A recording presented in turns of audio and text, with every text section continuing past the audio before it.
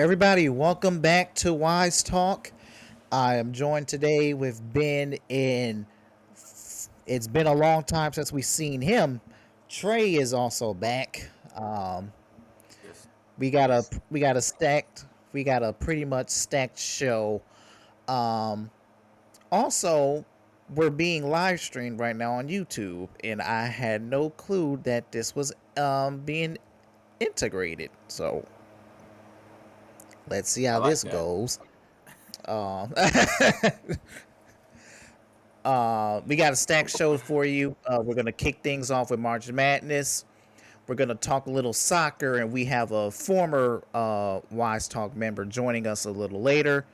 Um, got some MVP debate, and also we're gonna look into the NFL offseason, specifically with how Green Bay is doing. And I got a lot of opinions about that one. So we're gonna kick things off with the with some Elite Eight preview. Well, Elite Eight preview and a recap, I should say. Last night, Florida was down for pretty much a good part of the game, and then in the final few minutes, they pull away, winning 84-79, and then Duke convincingly defeating Bama by 20, 85-65. Ben, we're gonna start with you. What was your thoughts about last night's games? I mean, starting with Florida Texas Tech, just an absolute collapse at the end of the game. Texas Tech dominated inside throughout the entire game. Florida did not send a double. They just let their bigs go one-on-one. Their bigs were getting manhandled. Um, and then for some reason, we get to the end of the game, and Texas Tech goes away from that. Florida, they posted up a little bit better, held their ground better, but Texas Tech just didn't throw the ball in the post those last 3 minutes. Florida ended the game on an 18-4 run. Um, I mean,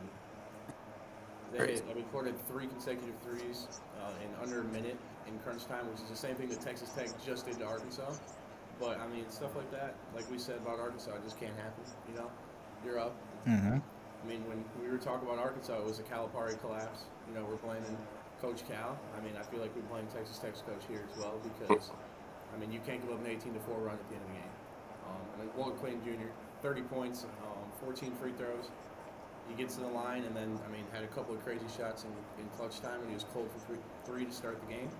And then also, I don't know how to say his name, but Thomas Howell. Yeah, Hall. 20 I'm points pretty off sure. the bench, Yeah. and he was huge in crunch time, hit a lot of clutch threes. So, just big win for the Gators. Hopefully we'll see in the national championship losing to Duke. Trey, your thoughts? Nah, I was gonna say I have Duke and Florida in the championship for my predicts too. Texas Tech, man, is just absolutely classic. I just didn't know how to finish the game. That's really what it came down to, and that's why I like Florida. They got Clayton Jr. who hit a couple touch shots. Who's looking nice. That I don't know though, actually, because Florida, like you said, they are a little shaky. That Florida versus State game will be very good.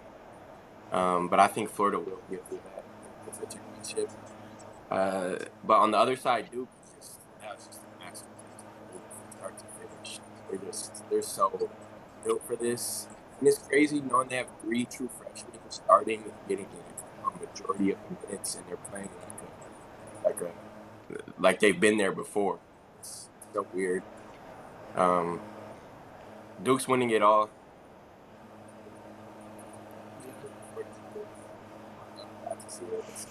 Let's see. In my opinion, winning it all. They're just, like you said yesterday, CaBreon. They're from top to bottom. They're stacked. They have height. They're one of the biggest rosters in the tournament. They're just, man. It's they got shooters. They got everything. Their defense is good. I don't know, man. They're just them, and I think they'll play. I think Houston's gonna win. And not to get ahead, I think Houston's gonna win. I think Duke's still be Houston. I think maybe Houston will be the best comp they've played for sure, but I think Duke's still gonna give him that belt. I mean, like to go off. Yeah, my Facts. thoughts. My thoughts about it all started with Bama and Duke. I picked Florida to win the Natty, but I think I'm regretting that pick because Duke, they look way too good. Like they're stacked from top to bottom, as I said yesterday, and they can defeat you. They only shot 13 threes last night, and 6 of them were made. Yet they still put up 85, and they were That's highly crazy. efficient. Shot 54% from the floor, and they make their free throws. Cooper Flag didn't really exactly have that great of a game either. I mean, it He was didn't have the just best shooting. nope. He only shot 37% from the floor, and then Duke's leading scorer. Nah, y'all know who the dude is. Y'all know who he is. Um, uh, then Tyrese Proctor, who's been clutched the entire tournament, went 7 for 10, had 17 points. Bama, they just had no answer. They had no answer. Duke's defense, they can suffocate you. They're too lengthy. They're versatile. They man, I picked Florida, but Jesus Christ, I don't think I've ever regretted a national championship pick more, even though they got so close. Duke looks too good. In Florida, they really had no business beating Texas Tech if it wasn't for Clayton. I yeah, mean, no. Those shots he hit at the end were crazy. Where he just dribbled out. like the dribbled out, like any other player would get benched for a shot like that. But he got the green light and he's earned it. So I think he's been a top 2-3 player this entire season. So props to him. But man, did Florida get lucky because that was a big time choke job by Texas Tech and their coach, who's coached his tail off. But I think that arguably, nah, second worst still to Calipari. Nothing's worse than Calipari. So, now moving forward to tonight's game. Can I get something off? Wait, go ahead, Ben. So I feel like the story of the Duke game was just, I mean, they shot 25% from three after getting up. They only got up 32 threes yesterday after getting up 51 the day before. And they shot essentially half of their percentages from both three to the field, and they only got to the free throw line 14 times. But also, Mark Sears, 6 points, 6 assists, 2 for 12 from the floor, 1 for 5 from three, 1 for 3 from the line, with 5 turnovers. I mean, coming off after the best game of his life, and then he goes out and does that. I mean, that kills you. And then Aiden Holloway off the bench, who's been an absolute dog for them, gives you 5 on 25% shooting, 1 for 6 from 3. And that just, like, the two guys that have been going crazy for him this year just didn't have it. And then, I mean, Grant Nesson played well. He was working his butt off on defense. But, I mean, your two offensive guys show up and shoot a combined, 4 for 20 from the floor and 2 for 11 from 3. That's not going to win. 2 for 11 from 3, that's not going to win a basketball game. So I just want to get that off. Talk some shit.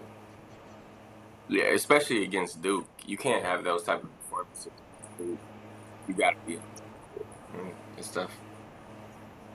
Yeah, I mean, one of the things that I was like, that I would say that gives Alabama a little shot in this game is their guard play, and their guards were dog shit. So, I mean, props to Duke again. Their defense. John Shire did one hell of a job constructing this team. He did though. Also, speaking of, I saw a tweet like, um, John Shire is proving himself to be one of the top coaches because he was, in terms of being a coach, he was born on third base because of the entire being with the Duke pedigree, having Coach K, being under Coach K. But I believe Shire, especially this season, now with this truly being his program, I think he's really proven himself to be an elite coach. What are your thoughts about that? I mean, yeah, you take 3 freshmen of the Final Four that are starting and playing 40 minutes for you. I don't care how many stars they had when they came in. That's impressive. I mean, that shows leadership, maturity, and then especially for a first-year coach, or not, third-year coach, Third year, yeah. third year, right? Yeah. So Yeah, 3 year, 2020. Because when did Coach K retire? the year that Caleb Love, that was 2 years ago. So yeah, third-year coach, Yep. pulling in arguably the greatest recruiting class of all time, if you want to match it up against Zion, and then managing those guys, managing like egos and NIL, managing all that, and then I mean putting up a product that has them at what 33-3 right now, 32-3 right now. Yeah. I mean that puts him up, and if he gets a national championship, I think you have to put him in top 3, top 5 talks easily, because I mean there's no argument against it. Yeah. Yeah, for sure. Right now, yeah, I believe he's one of the best, and especially, I mean, now college basketball has changed so much, so now you're just you need these new coaches who are going to be able to deal with this NIL and all these transfer. What he's doing with the Duke program is thing he did with those 3 freshmen. Is how do you build such a, I don't know. He did it so fast, so it's like how do you build that many freshmen? Build such a solid team. I don't know. It's just like in all aspects of the team, it's well coached. So, I don't know. Obviously, you have people like Cooper Flag, every 10 years, like they're what they're supposed to do. They all do their jobs. They all play defense. They shoot the ball well. It's just he's doing a beautiful job. Because again, like you said, that Duke, the year Zion and RJ Barrett played and all of them, they had a great freshman class. They make it to a Sweet 16. Lost in the Sweet 16, something like that. But you could tell. Yeah, I think so. Yeah. They weren't near this type of level, and hopefully I'm not jinxing it because you never know what can happen. But this team is coached too well.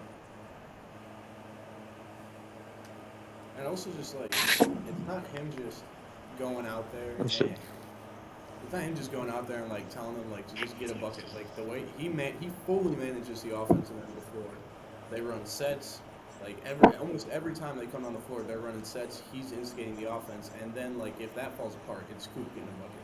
And then same with defense. Like defensive end of the floor is 100% managed by Coach Shire.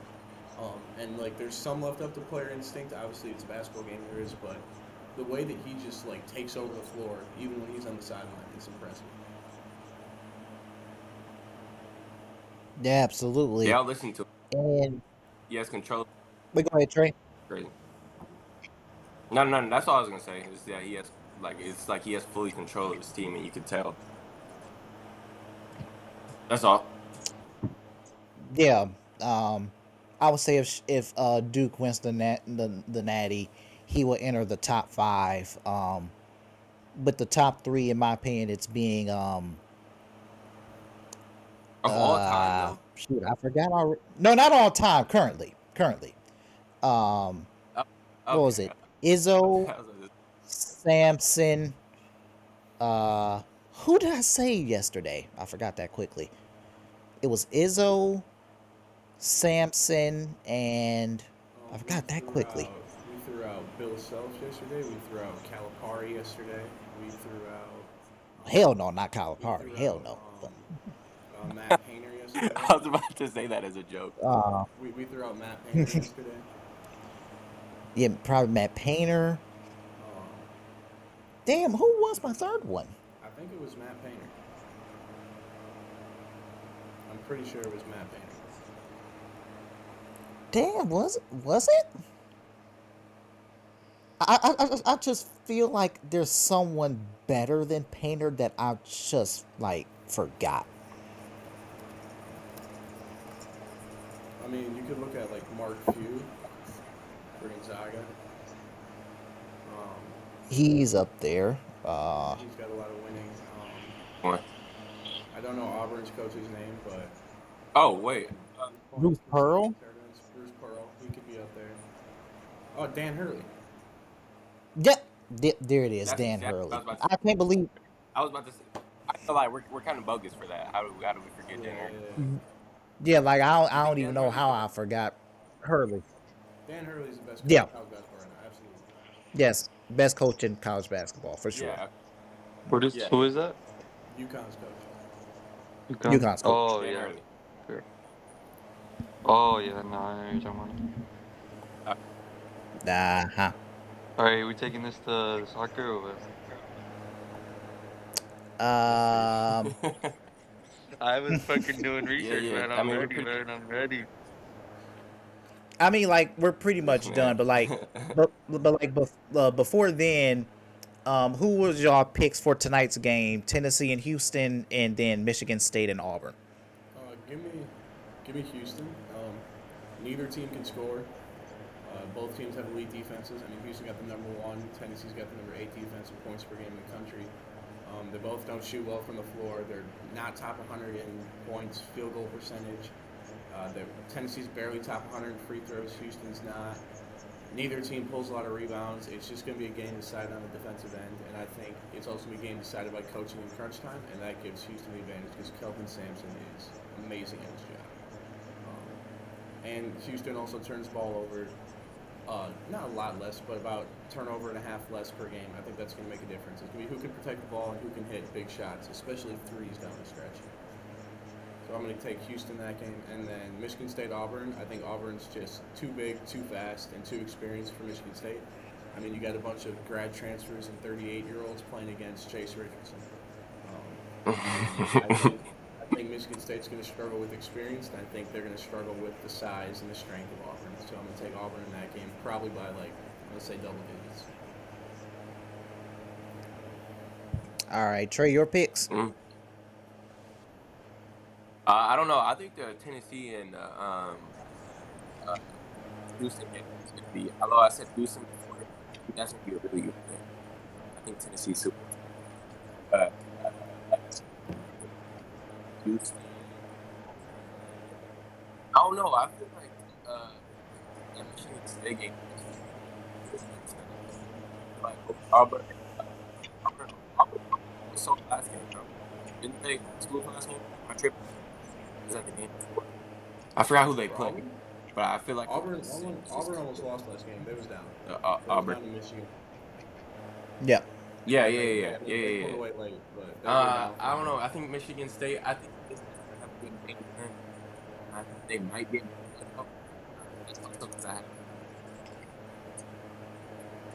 to. But yeah, I guess Michigan State. Houston. It's crazy that my pick. My bad, CaBreon. This year is literally is 1 seed versus 2 seed, 1 seed versus 2 seed, 1 seed versus 3 seed, and 1 seed versus 2 seed. There's no upsets this year. It's a little like not normal. Like I want to upset. I want a Cinderella. Little makes me angry. My bad, CaBreon. Yeah, like me, Ben, and Dave, we were talking about this yesterday. This is one of those years in which it's just seemed like the year in which it's deemed for the best of the best. Yes, it's fun for us to have the Cinderellas, the St. Peters of the world, the Loyola Chicagos of the world, the NC States. But even my mindset going into like making the bracket along with Ben, me and Ben pretty much said the same thing. The number 1 seeds just seemed in a level higher than everybody else. So, Yeah, you're right, Trey. Like I would have loved to see the Cinderella, but this is one of those years in which we can't have them. But my picks, um, I have Houston beating Tennessee. I have Auburn beating Michigan State, but I want Michigan State to beat Auburn for personal reasons. But, but we watch yesterday, you'll know why. Um, you'll know why. Um, but yeah, that pretty much. I think that pretty much does it for college basketball. Anything else anyone needs to add? Go Duke. Nah. Go Duke.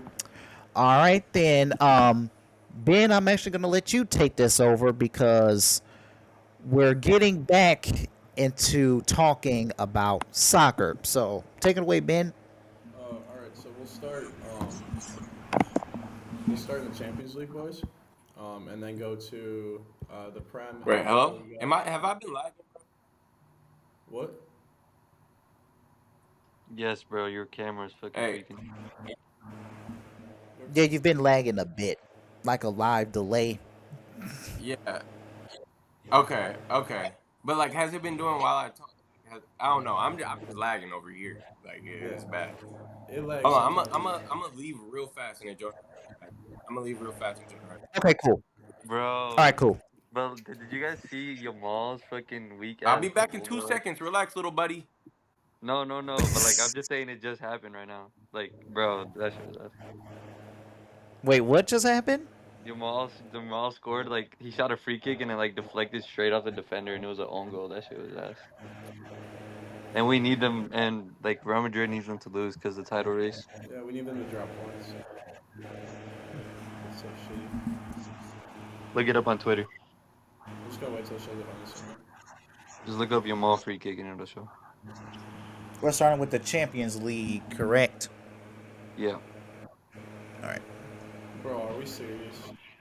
Bro, that shit is so ass, bro. I'm actually salty. And I know that you know they're not gonna score either. It's not even his goal. That's ridiculous. No, they didn't give it to him. They gave it his No, own they goal. didn't. Well, you said, Christian, to look it up on Twitter. Twitter is down right now. Look it Oh, up. Never okay. mind. It's back I up. was gonna say It's it was back like up. FC. That's what. Yeah, I think it was down for a little. It was down like when I woke up. You guys But saw Twitter got sold? Twitter got what? Sold, but Did? from To who? Elon. It's like an AI company. Yeah, sure. Some shit like that. yeah, I think Elon sold it to himself. Really? Trade. There was like Yep. a thing where like he had to sell it because like he lost so much money in Tesla and he used Tesla for it. Mm. All right, I'm so still we're like lagging. previewing the matchups or what? Yeah, we'll Or we're review just gonna talk matchups, about it in general. Yeah, we'll review matchups. We'll do predictions, and then we'll go through. Hey, you seen Yamal's goal? Yeah, we Yeah, were just talking about we that. just was talking about it. That shit was so weak, bro. That's not it. That thank God he didn't get that shit, bro. That weak ass goal. No, Alright, they so we'll counted start- it. They counted it as an own goal. I'm pretty sure. Yeah, they did. They did. Yeah. Continue on. All right, Yeah. we'll start with PSG and Aston Villa. PSG coming off a big win against Liverpool in penalties. Came in, won the game at Anfield. And then Aston Villa coming off back-to-back domination. 3-1 against Atalanta and 3-0 against Club Brugge. They've been hot. They finished They finished in the top 8, and now they are playing for a place in the semifinals against PSG, who has looked very dominant so far. They won 7-0 against Brest to start or 10-0 on aggregate against Brest to start the tournament. So, what are thoughts on predictions for that game? How do we think Dembele is going to do? What do we think? Who started? Trey started. Can he hear us? You hear Trey? Bro, this kid. I'll start. Some Okay, so start, bro. besides Madrid, like I probably think PSG is the best odds, like with their attack. What's that? I forgot that one. They got like a sub that's like super cold. I forgot his name, but like I feel like PSG outside of Madrid, they have like the best overall team, like with Vitinha and like Dembele. Dembele is damn near outside of like Mbappe or Rafinha. He's like pretty much Ballon d'Or favorite. So depending on if they win UCL, uh, I low key think besides Madrid, that's the second favorite. Trey, are you good? You said did you just say besides Madrid, PSG is the second favorite? Yeah, I mean, is that not true? What? Okay, buddy. Okay, buddy. Okay, buddy. Nah, I love PSG. PSG's hey, I know you remember me talking to EJ saying to root for PSG because I think they're gonna be nice for this Champions League run. I said them and Bayern are two teams that EJ should root for. But I think PSG is really nice. Their attack is insane. They're just stacked everywhere. To be honest, their front three with Krava on the right. Wait, on the right, yeah, Barcola on the left, and then Dembele in the middle, and then you Oh, got no, I Dewey forgot coming about off the Nuno bench. Mendes. My Yeah, fault. yeah, and they got the second best left back in the world, in my opinion. Who's the first? Marquinhos is still good, and then they got Hakimi on the right. Huh, God, bro, this kid is lagging. bro? I am lagging, bro. Did you say who's the first? Yeah, who's the best left back? Bro, it's ridiculous. Balde, I'm no, trying to think. Uh, I mean, nah, Balde. I think Nuno Mendes is better. Bro, he fucking They're clamped up close. the They're Ballon close. d'Or favorite. Yeah, That's that's true. That's true. That's true. They're like I like them both. They're both similar too, in my opinion. But anyways, yeah. and then their midfield is so cold too, bro. With Vitinha and bro, oh my goodness, they're so cold. So I think they're gonna give it good to Austin Villa. I don't think really Austin Villa has a chance, and I think well first Madrid has to worry about Arsenal because they got Saka back. Um, and you know Arsenal likes to play like Atletico and just pack the back. So that'll be a little interesting. It'll probably be a low scoring affair, but you guys should beat Arsenal and PSG. Madrid would that's a great matchup. That's a great matchup. Yeah, But I mean, I think PSG is going to beat Austin Villa. yeah, and Aston Villa, they've been struggling domestically at least. They've dropped points in 4 out of their last 5 games in the Prem. They went from competing for Europe, and now they're in ninth. They were in fifth when this started, when they started dropping points. So they've struggled. Obviously played a subpar side in Club Bruges, won 3-1 and 3-0, but I mean they've struggled recently. So I'm saying like PSG by probably 4 or 5 goals on aggregate. With how dominant that they've looked, how dominant that they've been. We'll move on to Barcelona Dortmund, um, the other April 9th game. Uh, Barcelona coming off a 4-1 aggregate win against Benfica and a 4-3, or I'm sorry, and if I can find it, and then a bye because they had the first round bye because they finished in the top 8. Barcelona, who, I mean, they've had a streak of wins running back to probably a month now. Um, and then Dortmund, who's been struggling in Germany this year. They dropped. They were 15 points behind Bayern at one point.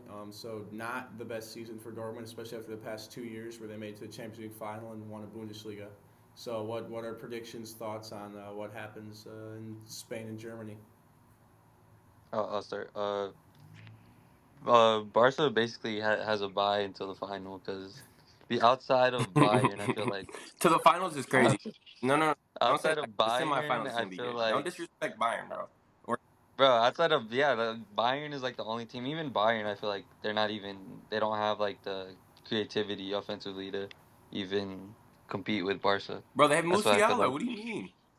That's the only player they have. Like Kane is like he's good, but like he's not gonna fucking create anything out like how fucking PSG or Madrid is. You know what I mean? Like they're not as dangerous. So I feel like Barca has even with the Dortmund, I feel like that's gonna be a spanking, like 5-4, maybe 4. We win by 5 or 4. I don't even know really outside of a couple like 3 players for Dortmund, to be honest. Trey, Yeah, thoughts? no. Barcelona is gonna. It's not really no competition. I mean, Dortmund, for being for real, Dortmund's like in like 11th place in league play right now, so they're struggling. They're struggling in the Yeah, Bundesliga, so like they're gonna get. Barca's like the hottest team on the planet right now, so they finna give them that belt again. So it's not really Shout much out to talk Max, about man. there. That's probably why he was ducking this one. Barcelona did play. Oh what? Barcelona has played Dortmund in the Champions League this year. They met in Germany, where Barcelona won 3-2, off goals by Rafinha. Fernan Torres also had a brace that game. That put Barcelona ahead and then ahead again. Um, so you're saying a blowout once Barcelona plays at home? Is that the thoughts? All right. Well, what are your thoughts? I mean, I Yeah. think absolutely. I think Barcelona, like Christian, you said, their attack is just too good, too creative, and even just, I mean, too quality at this point. Yamal's been great on the wing, and I mean, sadly, Gray, I don't know why. he's I been don't great know on the wing. I mean, you watch him play, he's been great. Don't get me started, We can Chris. say that. We don't have to hate.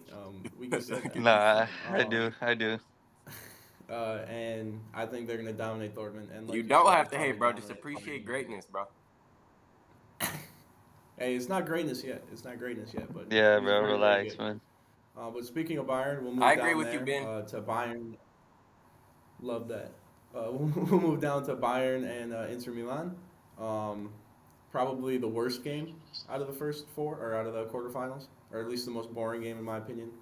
Um, Two teams. I mean, Bayern is pretty much locked up Bundesliga by now. They're 6 points ahead um, of Bayern Leverkusen. Leverkusen. Um, and Inter, who has been successful in Italy this year as well. So, I mean, two teams that are at the, I mean, I believe Inter's at the top of Italy right now. And yeah, so I mean, who do we think is going to come out of this and get their butts kicked by Barca in the next round? Yeah, I think Bayern has it. Musiala is like damn near. If it's not Jude, then I would say he's probably the best attacking midfielder in the world besides Jude. So I feel like he can really, he's really a difference. Fuck Jude. Whoa, Alright, bro. whoa, Damn, bro. That's what I'm Who was saying, that? bro. And then they try to say something, and then they why? try to say something when I hate on your mom, man. This is crazy, bro. What? But yeah, No, no. but yeah, Bayern. I probably Sorry. got Bayern in that one. It's gonna be a good. It should be a good game, but like the way that Milan plays, it's like it's gonna be gritty. So I would say they'll win by like 1 or 2. Bayern. Trey, thoughts?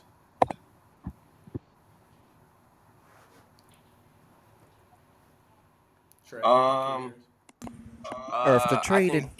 think that's gonna be a good game. I think Inter they kind of play. They're like very defensive. They have a good midfield and a good defense, and then they just leave Martinez and I forgot who else the striker up front to like kind of leave them for all their attacking power. So I think Bayern is gonna get it done. I think they have more of a well-rounded total team. But Inter's one of those teams that'll make a sneaky run, um, especially for Serie A teams. A lot of times people forget about Serie A teams in the Champions League, and they always come up to compete. So I think Bayern is gonna win, but I don't know. I don't like whoever wins that game is just gonna get smoked by Barca. So you're right. They're two good teams. Um, I think Inter would more likely suit up well against Barca, just because they have the uh, I feel like they have the defense in midfield that could probably handle Barcelona's attack a little bit more. But I think Bayern's gonna beat them. Hey, I'm about to Yeah, join I off my agree. phone, Inter's so just my not. Wi-Fi ain't fucking up. Hold on. All right. All right. We'll keep going. Hey, let me enter my phone, CaBreon. My fault. There, bro. What are you doing? Oh my god, there's a fucking echo. There we go. All right. See, now I'm not lagging. Okay, nice. There you go. Leave from your I computer, bro. did, bro. I did. So, Inter's attack is highlighted by Marcus Thurman and Martinez. Thurman, that's who it That is. Derman, yeah. Yeah, I think it. I don't think it matters. I think Bayern Munich's. I think their midfield actually matches up better with Inter's. I think their physicality. I mean, they're a lot bigger than Inter. And when they play in Germany, that is a much better home field advantage than what Inter will provide in Italy. And I think that I mean, I don't think it's going to be a high scoring affair, but I think Bayern can win by multiple goals in aggregate and move on, lose by multiple goals in aggregate to Barcelona. I think that's just what it is. Harry Kane, he's still a dog.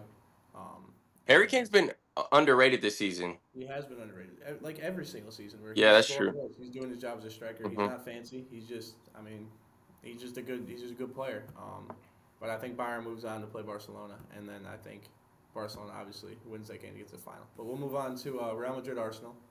Probably, I would say the most anticipated game of the quarterfinal. Arsenal coming off, I mean, I don't want to say disappointing Premier League campaign, but I mean they've solidified a second place right now, maybe a third place right now. They're fighting with Nottingham Forest for second place, and then Real Madrid fighting for the top of La Liga, currently tied with Barcelona on points, and 3 points behind in the live table if we're counting Yamal's own goal scored before halftime. Um, so, what are thoughts? Real Madrid Arsenal. How's it going to play out? What do we think? We'll start with Christian. I feel like the first so the first game's at Madrid or at Arsenal? The first game, I believe, is at. Can you find right now? It is at Emirates. It's at Arsenal. Okay, so I feel like the first game it'll be ending like a draw probably, but like when we go to back to Madrid, it's gonna be like 3-0. So my prediction is like 4-1 on aggregate probably. Like Arsenal is decent, but I feel like Madrid's the favorite like in the whole UCL. So I think they're gonna go through pretty Oh, handily. what do you know? A Madrid fan thinks they're the favorite. Oh yeah, Oh, it's almost like we won like 5 of the past 4. And no, I agree with you though. I think Arsenal will keep it close and make it very entertaining. I think Arsenal might even go up one at home. I think they'll keep it real close. But then at the end, I feel like Madrid's just gonna have that comeback special that they always have. the inevitable. Yeah, the inevitable. Um, Against Arsenal too, bro. Arsenal is gonna choke. There's no, just knowing Arsenal, bro. They're gonna do a classic little choke job.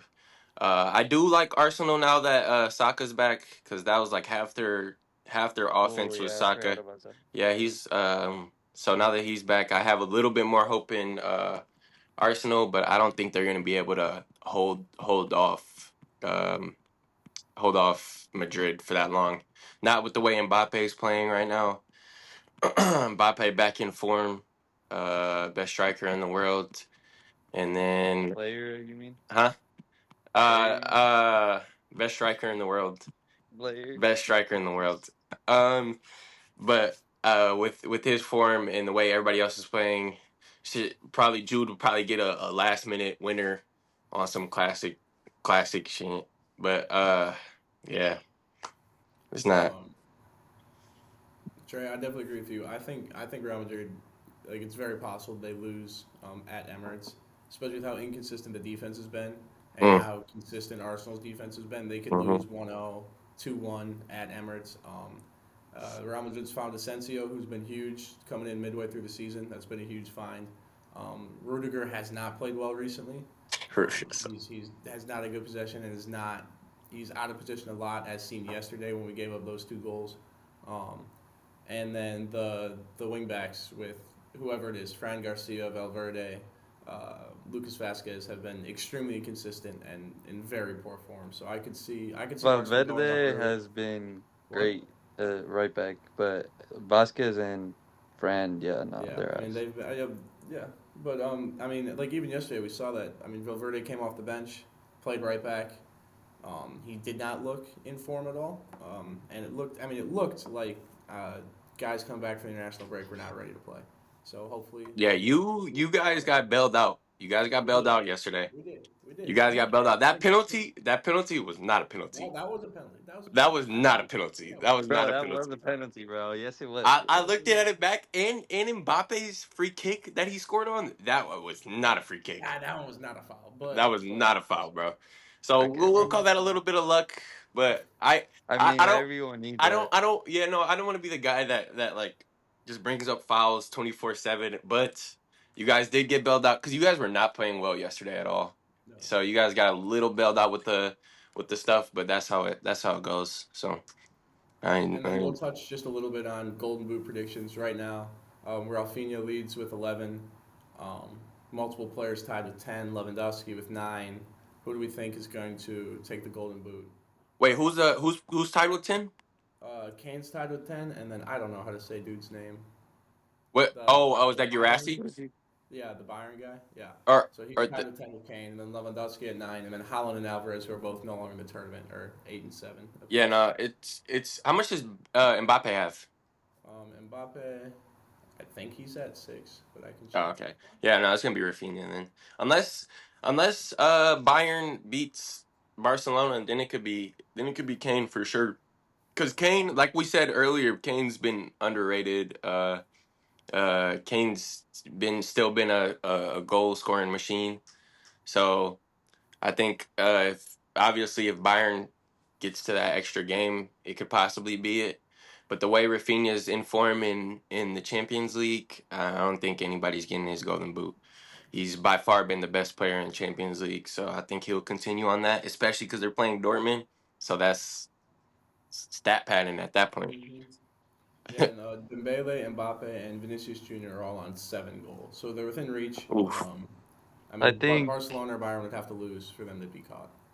it's just unfortunate that like what is it called? Madrid had to go through like a 10 times tougher route because like I'm not even joking. Like, bro, if Mbappe was on the opposite side, man, he would be doing the same thing. But yeah, I probably got Rafinha winning that because with the teams he's playing, there's not really much resistance on that. So you said Rafinha automatically wins the Ballon d'Or? Well, pretty much. He's not gonna win. He's not winning the UCL, so how would he?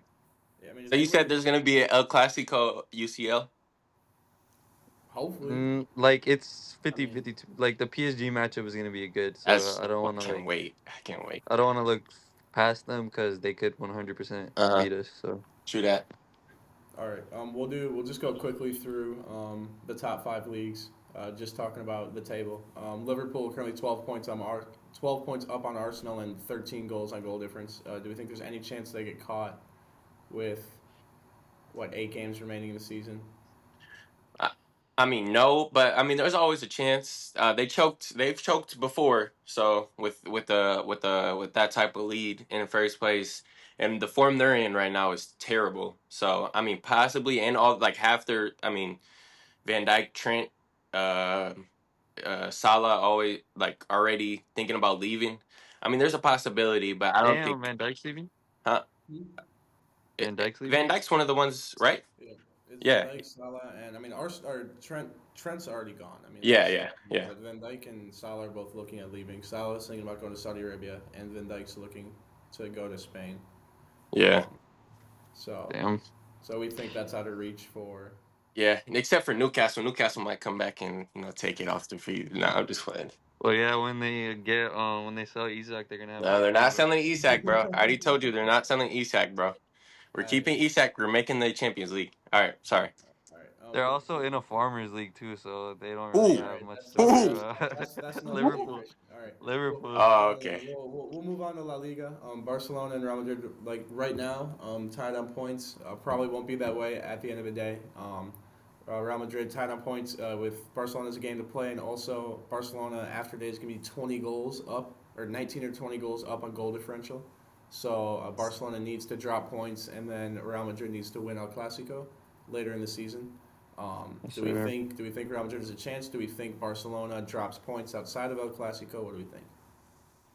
I think of course they have a chance, but I think Barcelona's gonna win it this year. I don't know though, because I do think Real Madrid is due for a win. I mean, after getting smoked 2 times, I think they're bound to scrape by one or at least tie one. So possibly like that El Clasico will be that second El Clasico is gonna feed families. First of all, that's gonna be beautiful. Um, but I don't think Barca is gonna really choke outside of that. I think they've kind of got it, and they got the goal differential by a mile. So if they do tie in points, Barca's still ahead. So I think Barca's gonna win, and Atletico just dropped points, so I think Atletico is cooked. Um, Bro, Atletico, man, they make me Atletico so is mad, gonna bro. Atletico is gonna finish the day 9 points behind of Barcelona. yeah, no, they're not, Dude, if They're out of Atletico the just fight. won that game, bro, park the bro. That's bus why it's 2-0, Barca's They man. season, could have bro. It's tied that Barca's game. They could season, have bro. tied that game. It's Bar. Bro, that was actually one of the most frustrating watches, Yeah, bro. no, Four we were goals you, in we like 10 minutes, bro. Ben. But yeah, nah. We took Christian's money too. By the way, we bet on that. We were watching it together with me, him, and Max, and we bet on that. And Barca, he was happy until Barca Bro, came back. fuck, man. Bro, that was But yeah, no, I feel like the La Liga is gonna be a steeper hill to climb yeah. versus You muted yourself. not yet. But I think yeah, La Liga is gonna be a little steeper hill to climb because of the goal difference. That's really what is like gonna like not is gonna fuck us because even if we beat them, like we're still like 30 hmm years, hmm 30 goals behind them. So You just gotta, yeah, you gotta hope they drop points to a random. Yeah. yeah, but like knowing all the like they're all these weak ass teams in fucking La Liga, they're not beating them. So I yeah, mean, I think Barca has La Liga wrapped up. I wouldn't say wrapped up, but I think they have it. Realistically, like no, they're not. Yeah, No one else unless is they beating choke. them. Yeah, yeah, I agree. All right. Barcelona finishes the year with Villarreal and Athletic Club, two top five teams. So there could be some drama late, but I mean, La Liga's always been the top two, and then everybody else. So hmm Yeah. we'll move on to. Do we have a preference on which league? Do we want to go Spain? I mean, to Italy? get one over Dude, League One, I mean that's pretty much. But it's just PSG. Yeah.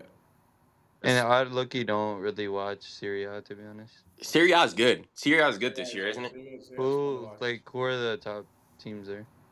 Is it the Milans? Serie A? I know Atlanta's up there too.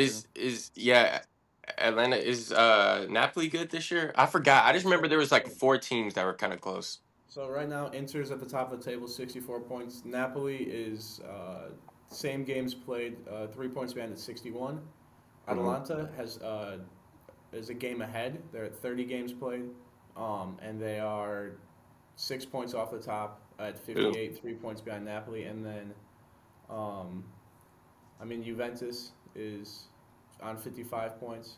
So Okay, so it's yeah, yeah, Decent title race. and then yeah. AC Milan is down in ninth. On Damn. Damn. 7 points. They've been in poor form this year. They've lost their last three Damn. in league, so Pulisic needs to get his stuff together. Or I'm sorry, they haven't lost their last three. They lost three in a row. They've lost three of their last five to Torino, Bologna, and Lazio. Um, hmm so bad losses there. And then, like Christian said, League One's all wrapped up more or less. PSG is They got like 79 or something. Yeah, they're in 79 points. They're 26 points ahead of Monaco on the same games played. They're also 33 goals ahead. So that league's wrapped up. That's crazy. Um, That's every year. yeah. And then Trey was trying to tell me that it's impressive when Huh? Dembele is leading Europe.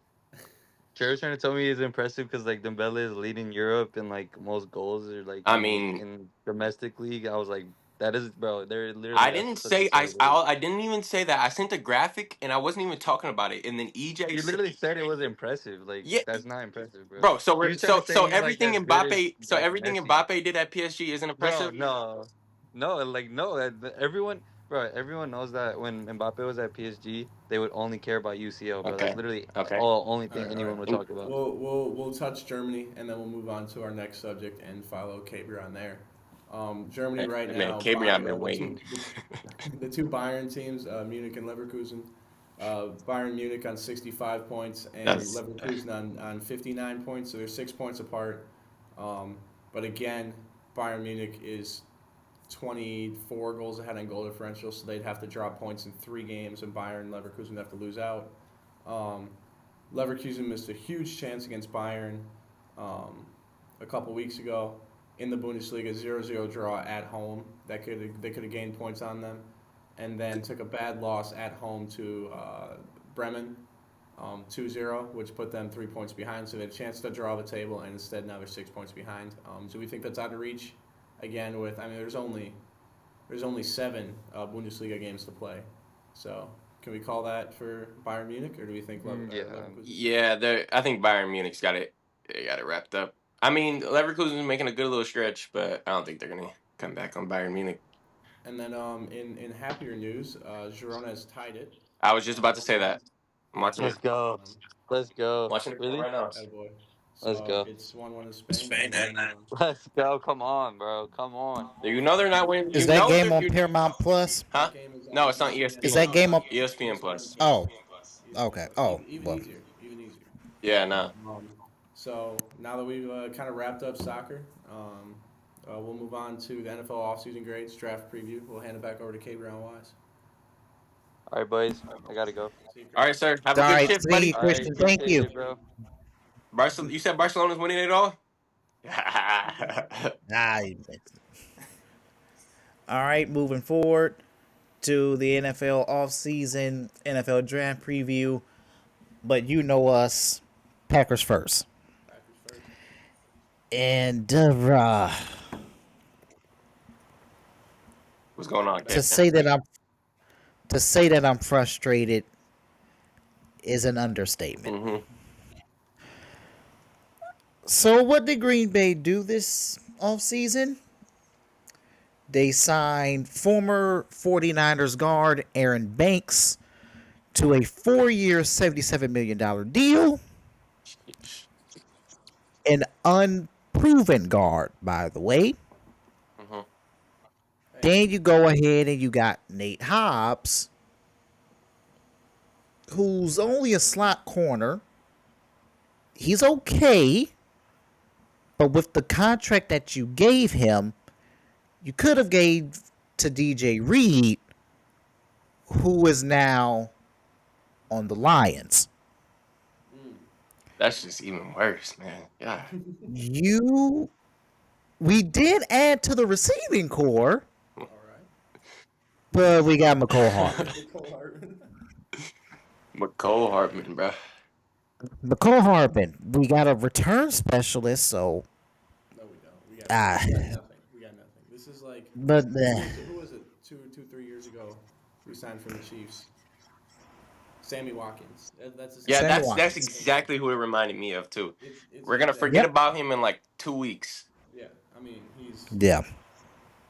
And I mean, we didn't exactly lose much, but AJ Dillon's gone, but we're not gonna miss him.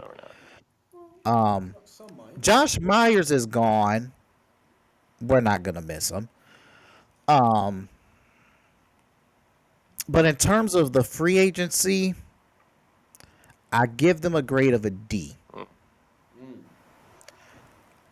I just felt that you gave too much. I've just felt like you gave too much for unproven guys. Nate Hobbs was one of the average graded corners last year, and he has a bad injury history. Mm-hmm. Aaron Banks, he also has a slightly concerning injury history himself. So we just spent over, what was it? 66 or 77 million. We spent over 98 million plus dollars on two unproven guys with injury history. I mean, you look at it that way. I'd look at it the way of like we didn't lose anybody. We were a young team. And I mean, in the idea of when you have a young team, you don't always need to pick up guys in the offseason because the expectation the guys are going to get better. Especially when you have first and second year guys. They're not just a young team; we're a very young team. And we kept Jair. I think that's another big thing that people aren't talking about because we did just commit to keeping Jair. So That's true. That's a good point. Cause that's a good point. That's a good point. Cause we are so young to where we forget how young we are because of how we just remember we didn't perform. So I guess we do got to give these guys a second to in Yeah, I rhythm. mean we are ahead of the curve. So yeah, well we beat the But Bills and made the playoffs, so it I excuses feel some of like it. in order to be a Super Bowl team though, there was a couple pieces that we needed to go and get. yeah, and one of those things. I mean, I'm glad we added at the corner position, and I think Nate Hobbs will be more of a positive than he is a negative. I just felt like the contract was just a little bit too risky. How many years? I think it's Okay. 3 or 4.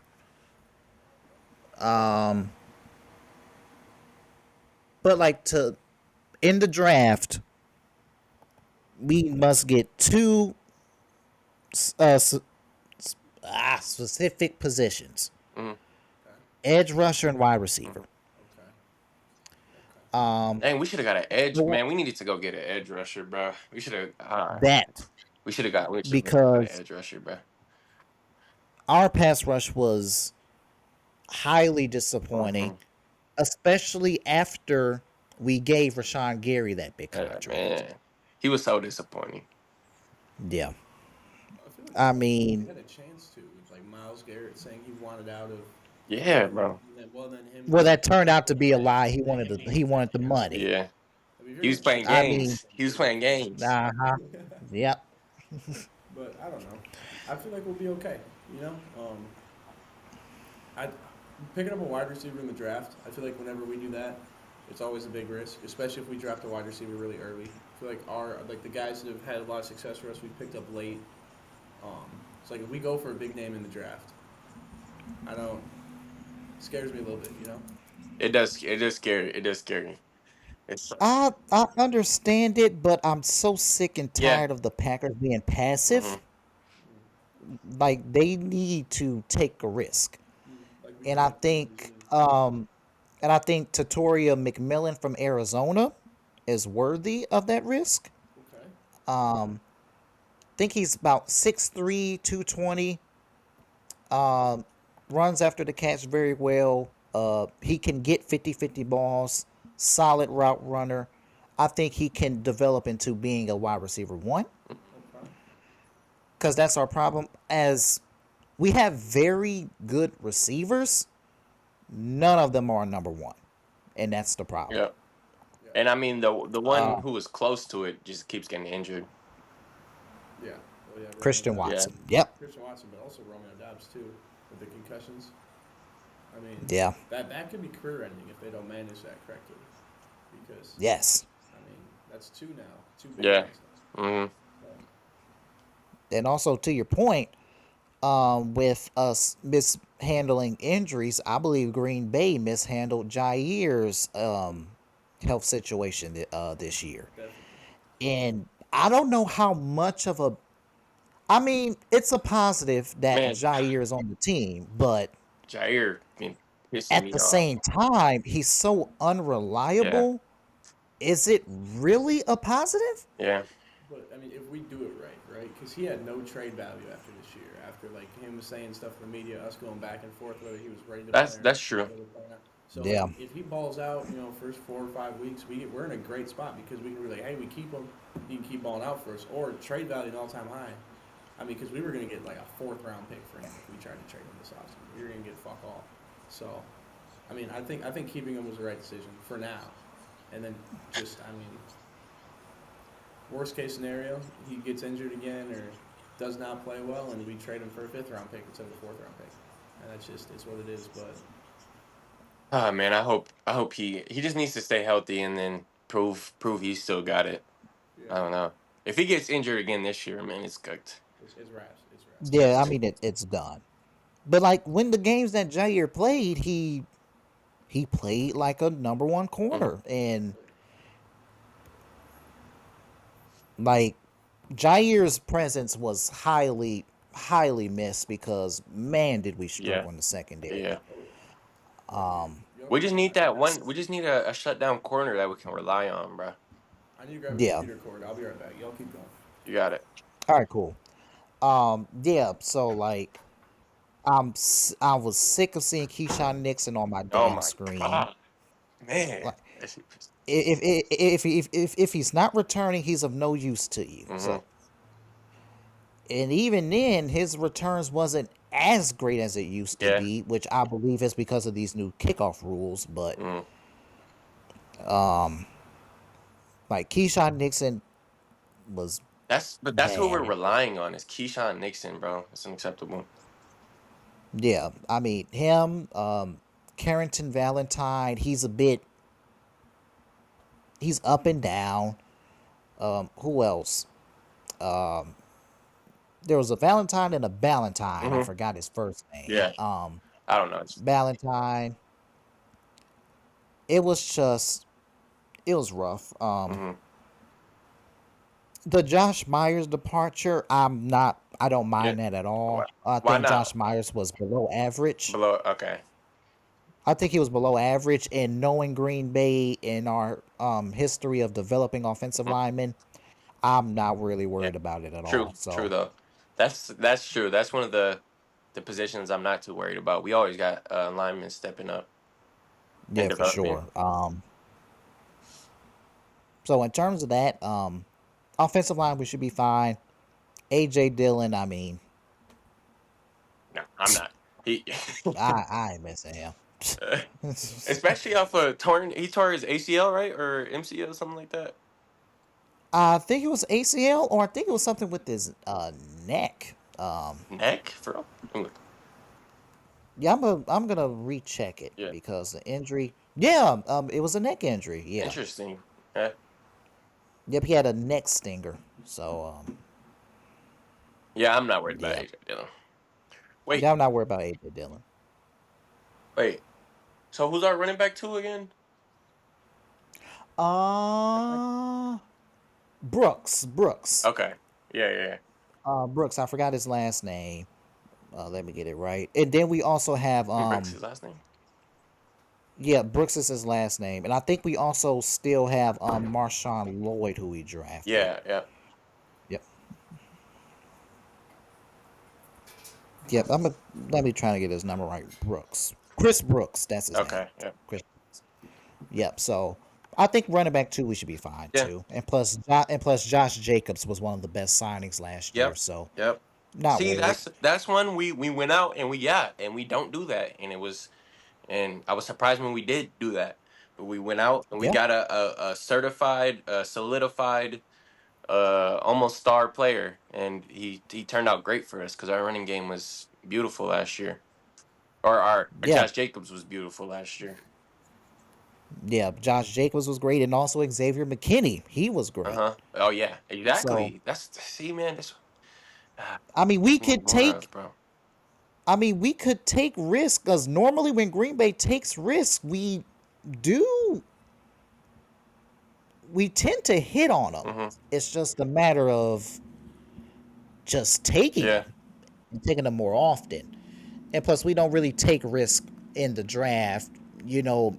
Gutekunst loves Georgia defensive players and versatile offensive linemen. So,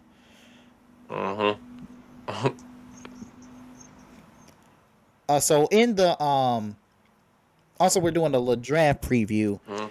and I think the question does need to be asked. Moving away from the Packers, who is quarterback one? Cam Ward or Shador Sanders? Ben, go ahead. I mean, I would say QB1, in my opinion, coming in Ah, the draft was Shadur, just because of the versatility, and I think also the I don't want to say like the professionalism, but like he played under an NFL experienced guy. I know it's his dad, but still, Mhm. and a program that was replicated very similarly to an NFL style program in terms of offenses, in terms of how they're running their stuff. So I thought it was Shador, but everybody else that I've seen, like professional media, professional draft guys, have said that. I mean, even like when they come out with like coaches, executive opinions, it's been Cam Ward. So I think Cam Ward's gonna go off the board first. What I think Shador is the better quarterback and the more pro-ready quarterback.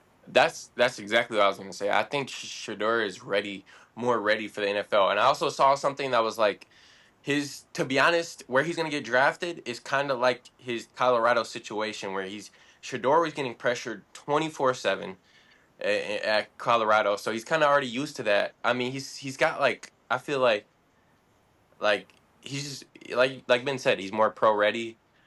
He can rush, he can evade pressure pretty well.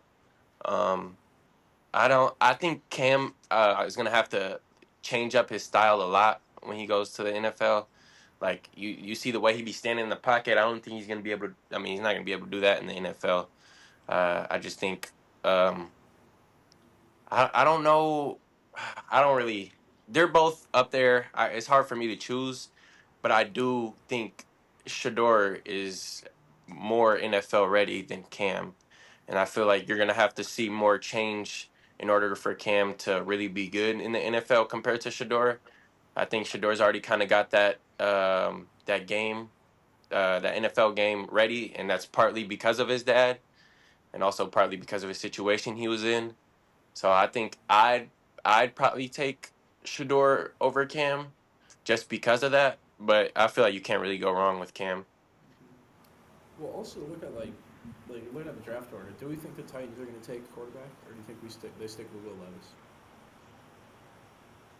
Oh. say that one more time, Ben. Do we think the Titans take a quarterback, or do we think they stick with Will Levis? What do we? Because like they have the first overall They pick. better They take a better they quarterback. better not stick to They Will better Levis. take a And then quarterback. the Browns. Do we think the Browns take a quarterback, or do you think they?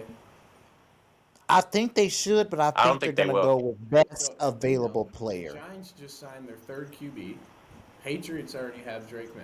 Jaguars already have Mm-hmm. Trevor Lawrence. Mm-hmm. So I mean, the second guy, if he's not drafted by the Browns, is going to drop to the Raiders, Jets, Panthers, and the Hmm. Jets already picked up a guy. So if the Raiders make a quarterback, you're looking at the second best quarterback in the draft dropping to the Hmm. Saints at 9.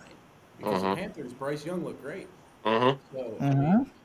That's a it good could be point. like an Aaron Rodgers type situation Yeah. where Yeah. it's 1 and 2, It but 2 yeah. is a lot farther Yeah. down That's a good than point. where. Mm-hmm. So I don't know, and I think it'd be horrible if Shador or Cam Ward is drafted in that Saints situation because that franchise is going to be a mess for a while Yeah, unless they're cleared out that's of debt. that Saints situation is ooh, it is rough. Now, You what said I who? mean, they just got Kellen Moore as a head coach, but I don't know if he Oh, the Saints. Yeah.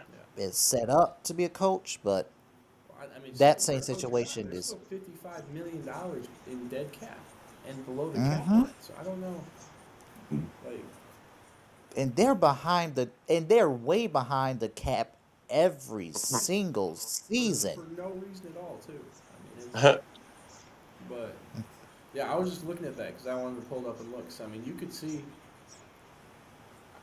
I mean, Shadur, Cam Ward, I mean, they're talking about 1-2 right now. If they don't go at 2, it's going to be 9, 10, 11. 49ers need a quarterback. Maybe it drops to them if it gets past the Saints, which they shouldn't because the Saints need a guy to throw the football. But Uh huh. Wait, because the Browns said they were sticking with Deshaun, no? yeah, that's what I. Yeah, I mean they did reconstruct his Yeah, contract that's what too. it was. Yeah. Yep. Yeah. No, it's yeah. Yeah. Could be interesting to look at, but Mhm. Yeah. who knows? So Who knows? I believe Shador has the best floor between the two. Mhm. I think Cam Ward has the higher ceiling. That's fair. Okay. That if that makes sense. Because I think Cam Ward is a slightly better thrower of the ball. I believe he's more mobile. Shador is a better evader in the pocket, but sometimes, yet again, Shador does hold on to that Mm-hmm. ball way too long. Just Also, like your guy, Cam when I, hey, Wait, what'd you say? hey, What'd you say? said just like his guy. he brought Cam up Caleb Williams. Oh. Hey, in the ball. hey, we working on that. I'm in the gym with him. We working on Hey, why you working with that. Caleb Williams, bruh? Huh? For 14 for 15 games minus the 2 against Green Bay. Okay. Okay. Okay. So yeah, with Shador though, when I go back and watch like his games, the offensive system set up for Shador is just not what's the name for it? What's the name for it? More fit for the NFL, because what it was more is wide receivers completely spread from the line of Mm-hmm. scrimmage, and it was mainly screens and short passes, mainly to Travis Hunter. Because if you looked at it, Mm-hmm. when you looked at Colorado's offensive highlights, it's mainly Travis Mm-hmm. Hunter taking 6-yard passes And then, and yep. going the Uh-huh. distance, or sometimes it'll be Shador throwing the deep Launching ball, it, yeah. launching it. So it's more of a it's more of like a collegiate approach on the West Coast offense, if you were to say. But So do you I think just Cam Ward is more accurate than Shador? I think I think Cam Ward is more accurate in the intermediate level of the field, but I think Yeah, Shador that's a is better in short passes, and I think they're like this close deep. in terms of deep throw accuracy. Yeah. So Did you? I think Cam Ward will get the edge for me for that Mm-hmm. because of the intermediates part of the field, because that is so Mm. pivotal in quarterback Yeah, that's play. yeah. Did you see the newest draft comps for Cam Ward? They The have new him what? as Big The Ben right who? now. That's his newest draft comp. Huh? Ben Roethlisberger is his Ben draft Ben comp. is for Cam Ward. That's who his draft comp is right now. Who copped him? I saw that on What? I saw that ESPN last week. Interesting. ESPN. It's the pristine sports media. Isn't that right, Gabriel? The worldwide media is a mess right now. It is. I don't know. I just wanted to bring that up because I thought it was ridiculous. Because I don't. I mean, I know Cam Ward's like the nonchalant thing in the pocket, and everybody was like, "Oh, Big Ben never left the pocket," but I don't see any. But then again, Big Ben was shoving people out, and he still would evade. But Big Ben's arm strength. Ben Roethlisberger, His arm strength is also so much better than Cam Ward's is. That's Especially at the crazy. intermediate level, how quick he got that ball there. Anyways, I just want to bring that up. But should we talk about like where Travis Hunter and Ashton Genty are gonna go? Because I feel like with that, oh yeah, where they're gonna drop. Like I gotta those see. guys could sneak up a lot earlier than people think they would. Because people had Ashton Genty as a double-digit pick, like lock, like 10 or later, no matter what. But I feel like he could. who go- Genty? Yeah, I haven't seen Genty in any draft predictions before the 10th overall. Like everything. Yeah, because you know before like during the season, I thought Genty was gonna go like late first round, but like seeing what Saquon did with the Uh-huh. Eagles, seeing what Josh Jacobs did with the Packers, seeing what Derrick Henry did with the Ravens, I think the running back position is about to be valued a whole lot more. So that leads me, as much as I don't want it to happen, I think Ashton Genty is going to the Cowboys To the Cowboys at 12? At 12. at 12. Okay. That's pretty early. I think it could happen, and it's a move Jerry Jones would make. Mm-hmm. Even though I think the Cowboys, they need to clean up that offensive line because they just lost Zach Martin. Their center is average. Their left guard is okay. And their tackles are inconsistent, so I think they do need to clean up there. But I totally see Jerry Jones taking that. I wouldn't say risk, but even though it's kind of is a risk drafting a running back at 12 overall, but See, I could see him I going was- to Dallas. I'll say it's definitely a risk. I was going to say that I could see him, and this is just strictly because of the stupidity of that program and organization. I could see him going at 3 to New York, to the Giants, What? because they just lost Saquon. Everybody's pissed that they just lost Saquon, so I could see them forcing that pick and trying to get the next Saquon, and forcing themselves into a position where like they either get him or like I mean obviously they lose their entire fan base, but I could 100% see them picking him at 3. Oh wait, you think? Who are we talking about?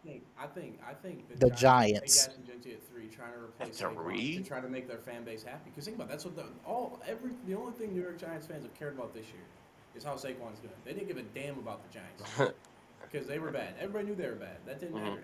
All they wanted to do. And I don't understand. But here's the thing: I don't understand why they're upset. They weren't going nowhere with Saquon, so it made sense why they let them go. Yeah, exactly. So I think I could see because that guy's an idiot. I can't think of his name. He's a younger guy, but Who? the Giants GM. Oh, Joe Shane, I believe that's his name. He's an idiot. So I could 100% see him reaching, trying to replace Saquon, and taking Genty at 3. And Yeah. just I'm forcing that pick. Yeah. You think they'd? I'm You think sti- I'm they'd? sti- Wait, go ahead, Trey. You think they'd rather go with Ashton Genty over somebody like Travis Hunter? I think they would, strictly because of the Saquon thing. I don't think there's any other teams that would up there. I don't think he should be taken before, but I think he could just because of, like, they've been demoralized by Saquon for the past 9 months. They left the team, had all the best running backs, or second best running back season of all time, and then won a Super Bowl. So I could see him forcing it and taking him that early. But I don't Well, think he they're goes- their division rival, by the way, too. Yeah, exactly. So I could see it. It'd be dumb. It'd be very dumb, but I could see I don't think. Yeah. I don't think they would be that stupid. That's I mean, then again, it is the Giants. that's true. You would think. That's You would true. think. That's true. But I'm seeing in the CBS Sports mock draft that Ashton Genty is projected to go 6 to the Raiders. That's what I just. Hey man. That's what I'm looking at right now. But Huh? yeah, Look at that. I was literally on it. Did they That's not just extend Zamir White? You say what, Ben? Just extend Zamir White? Or extend they I couldn't hear you. Did the Raiders not just extend Zamir White, or was that last year? Or was that this? I believe. Let me check. I believe they did. Zamir White. I do. I would say though. I do think if I like the Ashton Genty to the Cowboys. I think if he falls that far, Dallas is definitely gonna swoop him. Oh yeah, definitely. I can see. I mean, I don't know. Do we think the Colts take a QB? The Colts take a quarterback? Put some more pressure on Anthony Richardson because they signed what's his name? Not Mac Jones. The other. God, goodness. Colts signed QB They signed Daniel Jones. Daniel Jones. It's kind of like, hey, if you can't beat out Daniel Jones, like you're done type thing. For There Anthony. was a yeah. But that's not a whole lot of pressure because it's Daniel Jones. So do you Daniel try to Jones. put some pressure on, or do you like where do you try to build your team? Because the Colts don't really have a lot of holes. They just suck. That's like because they have a great running back. They have a pretty good offensive line. They have good receivers.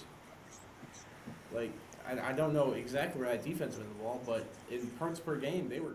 Just, I mean, defense they do enough. so like where would they draft? I see like a tight end on here. That's what the mock draft says. Which one? Who? Tyler Warren? Colston Loveland from Michigan. Oh, from Michigan. Oh, That's a lot. Tyler Warren's that like flex tight end, right? Yeah. yeah, from Penn State. Actually, now I'm seeing he was projected to the Jets, right? Nah, they have a defense tag. I don't know. Do I even see him on here? Tyler I don't know. I picked a random like little mock draft. I don't even see him. Well, was it the CBS one? No, that's like an NFL one. Oh, because the CBS one, yeah, Tyler Warren is projected to go to the Jets. Okay, that would make sense. He should be a top Yeah, 10 pick, so. yeah, and then the Colts are projected to get Colston Loveland from Michigan, and they are in need of a tight end. So There's no see on here. It says the Browns. Do the Browns have multiple picks in the first round? Or am I tripping?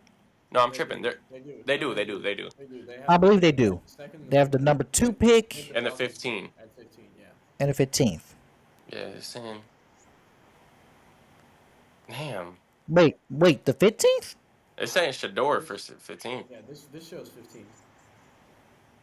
Because on CBS it has the Falcons at 15. See, that's what I thought, but it said that they've. Maybe they have the Falcons I'm looking pick. at NFL, and it said they've already traded for the Falcons pick. Maybe they're saying they should trade for the Falcons. Let me read this. Or maybe. Oh, yeah. It says projected trade with Atlanta Falcons. Yeah. Oh, yeah. That's some. Okay. Oh, okay. Okay, I see. Okay. That makes sense. They're saying. I think they're. Yeah, okay.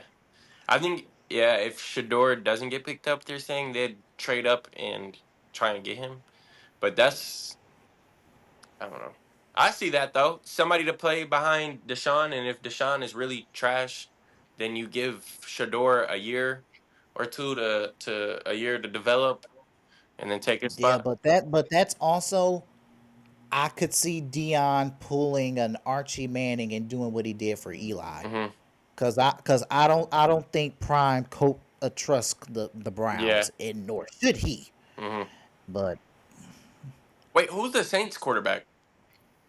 Derek Carr. Derek Carr, yeah. Why don't the Saints? So the Saints, do you think the Saints should pick up? They should 100% get a quarterback. Because I'm gonna tell you this, I know a few Saints fans, they fucking hate Derek Carr, and it's like it's understandable because they went from Drew Brees and Saints fans, Drew Brees is damn near God to them. And then going all the way to Derek Carr, I mean, yeah, that's like having a trash quarterback after A-Rod. You know what I'm saying? Yeah. Which, hey, couldn't be us. Chill. Knock on wood, though. Come on. Yep. Hey, and you also have to look at Taysom Hill, possible career-ending injury with his ACL. Oh, yeah. Wait, what happened? He tore his ACL last season. He tore his ACL? But there was like a bunch of external and like damage other than his ACL in his knee. Damn. Possible career ending on that, and we haven't had word from it all offseason, as far as I know. So, I mean, that's prayers up to him. The Saints offense right there that you have to replicate at some point. Yeah. This hasn't taken an edge rusher, which is not the move, in my opinion. Their offense was horrible, and they need to do something about it. Who, New Orleans? Yeah, this is the NFL one. They have New Orleans at 9 taking Shamar Stewart. Shamar Stewart from Texas. Yeah, the edge rusher. Yeah, no, that would be. There's no way they don't pick a quarterback. They should get a quarterback or at least another offensive weapon. I mean, yeah. I think you got to go offense for the Saints. On the CBS one, Green Bay is projected to get Donovan Aziriku. I hope I said that right. Edge rusher from Boston College. I haven't done too much research on the guy, but I do know that he played under Jeff Hafley, who was our defensive coordinator. So I think him being familiar with that system could help a lot. And also edge rusher at the first round. I love. So we know it's going to be edge rusher or wide receiver. It better be edge rusher or wide receiver. So do you think we're going to get edge rusher over a wide receiver? I think we're going to go with edge rusher over wide receiver given our history. Yeah, okay, yeah. Because I think we can get Donovan. We go with Donovan. But, I mean, this one has him getting picked the Chargers right in front of us, and then we got Matthew Golden right after. Which I would not Wait, say Matthew Golden. who we get? Who we Matthew get? Golden. Matthew Golden. Oh, Matthew So, Golden. I mean that. Oh, the Texas wide receiver. Because he's a dog. He's an absolute dog. I like that. I like that. That's just because I think that's just because they have Donovan getting selected right in front of us by the Chargers. Yeah. This will be our first round wide receiver since Javon Walker in 2002. So. That's insane. That's insane. Neither of us were born at that time. I was born 4 years after that. Yeah, crazy. And then they have another receiver that I like in Luther Burden III from Missouri. They have them going to the Steelers, which I don't get. Because they just got DK Metcalf. I mean, that'd be, make it even better, but I think they need to draft another O-lineman if they have a guy there that's worthy of it. Yeah, but the idea of that, DK, Pickens, Luther Burden, and then most likely Aaron Rodgers at the helm? Yeah, but, I mean, he's got 2.5 seconds to throw the ball. You already saw what happened at the Jets. I mean, when you had, right? I mean, everyone talked about Devontae Adams, Garrett Wilson. It doesn't matter if he got sacked. And it also doesn't help if your play caller ain't good either. And Arthur Smith is the offensive coordinator for the Steelers. Whew. I forgot about that. Yeah, that's going to be bad. Aaron retire. Aaron retire. He should have been retired. I agree. Yeah, it's bad. It's so tough. Yep. But y'all got anything to add about wait a minute. Actually, I just saw this.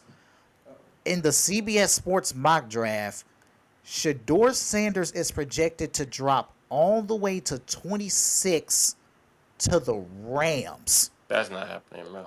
See, I think that's just, I mean, there are teams that need a quarterback. That's not happening, bro. Yeah. I don't understand. But then again, I love the idea that Shedeur gets a year behind Matthew Stafford. Wait, 26? Oh, because okay. What'd you say? I low-key love the idea that Shedeur gets a year behind Matthew Stafford. Yeah. I kind of love that idea. Yeah, but I mean, if you go through the teams and you're looking at it, the Titans need a quarterback.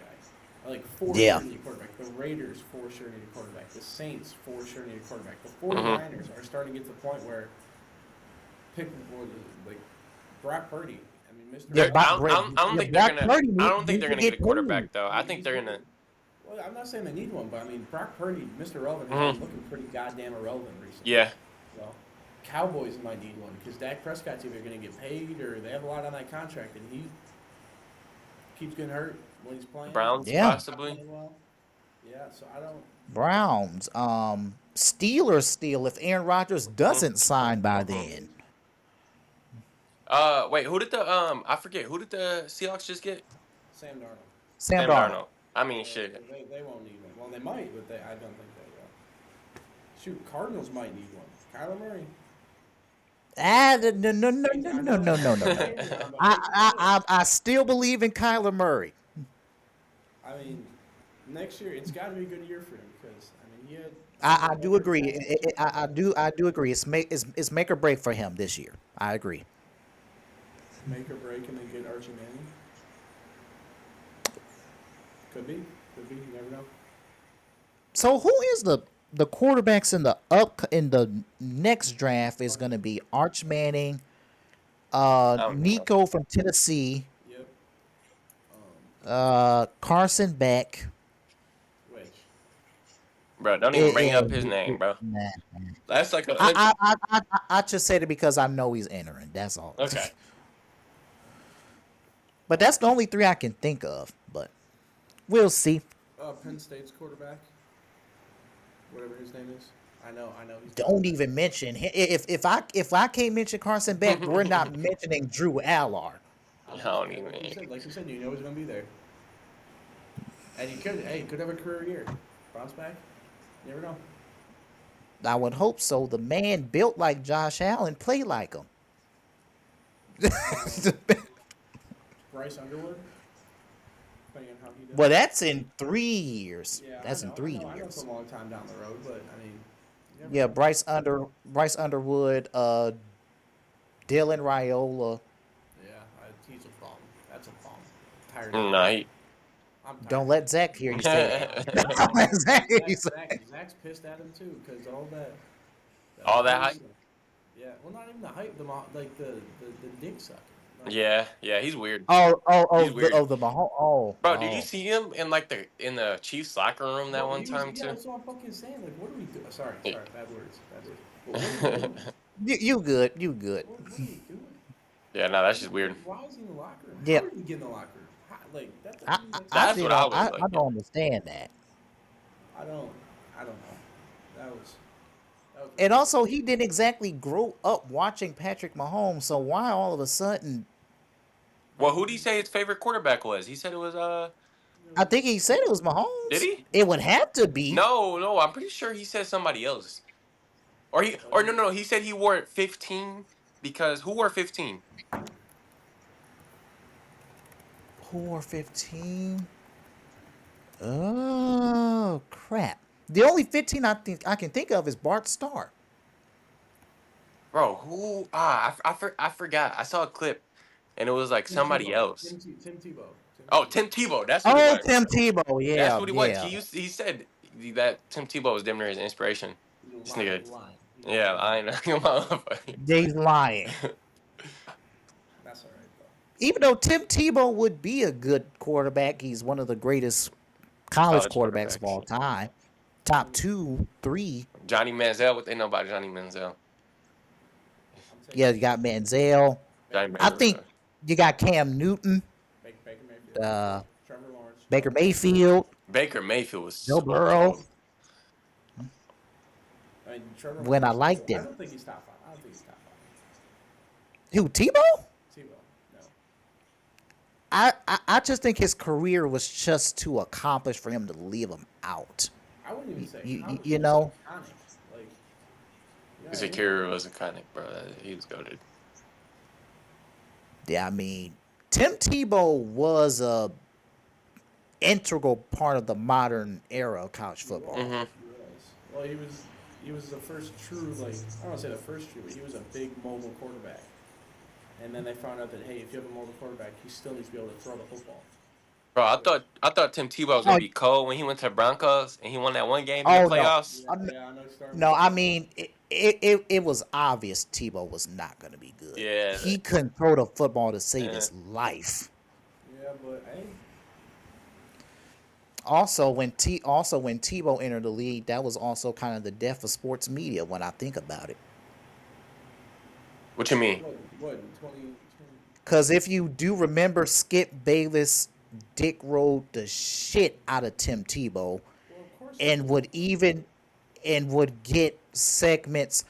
Tim Tebow had 2 first take shows completely dedicated to him. Well, you had a God-fearing white quarterback from Florida. I'm surprised he didn't get full 10 shows about it. I mean, I want. That's I funny. mean, yeah, you are right. But it's still kind of shocking that he still got so much controversy because he is a white male quarterback who was I hope he's male. religious. I hope he's male. Come on now, Ben, you never know these days. Hey, no bullshit. That's funny. Yeah. Moving on to the next topic. If y'all don't have anything to add with the draft or the off season. I'm ready to argue this shit, though. Oh yeah, cause this one MVP debate in the NBA. It really comes down to 2 people. Nikola Jokic, who's looking for his third? His third MVP? Mm-hmm. Or 4th? No, it's just It'll be his fourth? Because he won last year. Is it his fourth? Because he won 2, and then Embiid won. Because he won in Jokic 2021. He won 2020, 21. Dang, he did. Yeah, this will be his fourth. Oh, It would be his fourth. Shit. So that's his so fourth? He's coming. I mean, if Jokic gets his fourth, he ties LeBron in MVPs. All right, let's not say but he's not. Oh, Jesus. Wait. How many? Jordan has 4 MVPs too, right? No, he has 5, I think. 5. Always one more. He has 5. Kareem has the most with 6. Yeah. So, I don't know. Yep. So it comes down to. He does. Yep. So it comes down to 2. Either Nikola Jokic gaining his 4th, or Shai Gilgeous-Alexander gaining his 1st. And Ben says he's ready, so take the floor. So, you got the stats pulled up. Oh, I got it. Hold up. I got it. iPad says everything's ready. So, our argument's always been when it came to like Giannis and Nikola Jokic. Obviously, we argue it more than everybody else does because we're Milwaukee fans. But defense, the whole defense, like 2 sides of the ball. All right. Yep. In my opinion, Shai is one of the more overrated defenders in the league. I mean, you're looking at. I mean, we can just go off defensive rating. He's not even a top 3 defender on his own team. All right. So value in that, absolutely nothing. His team. Wait, who's the top 3? The top 3 is Isaiah Joe, Kendrick Williams, Isaiah Hartenstein. OKC. Shai's in 6. Shoot, Lou Dort. Lou Dort. Lou Dort up there? Lou Dort, because think about it. If you always guard the best player, Caruso? Defensive rating is not going to be as high. Oh, yeah, that's true. That's true. I'm shocked Caruso ain't up there, though. No, Caruso's not on there. It goes. So we can go top 10. It goes Isaiah Joe, Kendrick Williams, Isaiah Hartenstein, Nicholas Batum. Ow. Nick Batum? Podzemski from the Warriors. From Golden State. Jalen Williams, Franz Wagner, Chris Dunn, and then. Wait. Did you say the 3 top highest defenders in the league are on OKC? OKC. Oh wow. On OKC. Oh wow. Yeah. And then Shai's in 6, and then they got 2 more in the top 10, Jalen Williams and Aaron Wiggins. So they just a very good defensive team, and he's not one of the best. I'm shocked Shet's not in the top 10. What? I'm shocked Shet's not in the top 10. He must be ineligible. I mean, I don't know. I don't know why, but like you're looking at it, they're just a very good defensive team, and they are because of Shai. Yeah. I mean, you're looking at this 4th best defender on the team. All right, and then you're looking at Nikola Jokic. And I know advanced stats, whatever the hell you want to call it. If you're looking at player impact estimate, which is based off of like plus minus offense, defense, efficiency when you're on the floor, when you're not, it's the whole thing. Giannis and Jokic are tied for 1 at 20.5. Shai's look at Giannis, man. Close, and then no one else is in the 20s. I mean, LeBron's at 4th. Love that man. Look at offensive rating. Nikola Jokic is top in the league. Shai's not even on there. Net rating, which in my opinion is not a fair thing to use because again, you look at these numbers, it's Shai at 1, but then Kendrick Williams, Isaiah Joe, Aaron Wiggins, Isaiah Hartenstein, and Lou Dort are. Yeah, I mean, net rating is a team stat, really. It's a team stat. I mean, that's another one where Shai's leading, and it just doesn't make sense. Shai has the highest usage percentage, or the 2nd highest usage percentage in the league, but is not anywhere on the player impact estimate compared to Jokic. So. I mean, advanced stats, I know that's always like the Jokic argument. We're making up all these bullshit stats to make him a better player. But I think also just watching Jokic, too. I mean, he gets the ball, someone's getting a bucket. Whether it's him, whether it's Aaron Gordon getting a dunk, whether it's MPJ getting a 3, it's just always somebody getting a bucket. So I think it's clearly Jokic. I wouldn't say clearly. I wouldn't say clearly. I'd say clearly. I would say clearly. Because but I think, I think we're going to make this boring because I think we're all going Jokic, no? CaBreon, aren't you going Jokic too? He's not. CaBreon, you know you don't want to say Jokic, but you know it's Jokic. Yeah, there it is. I told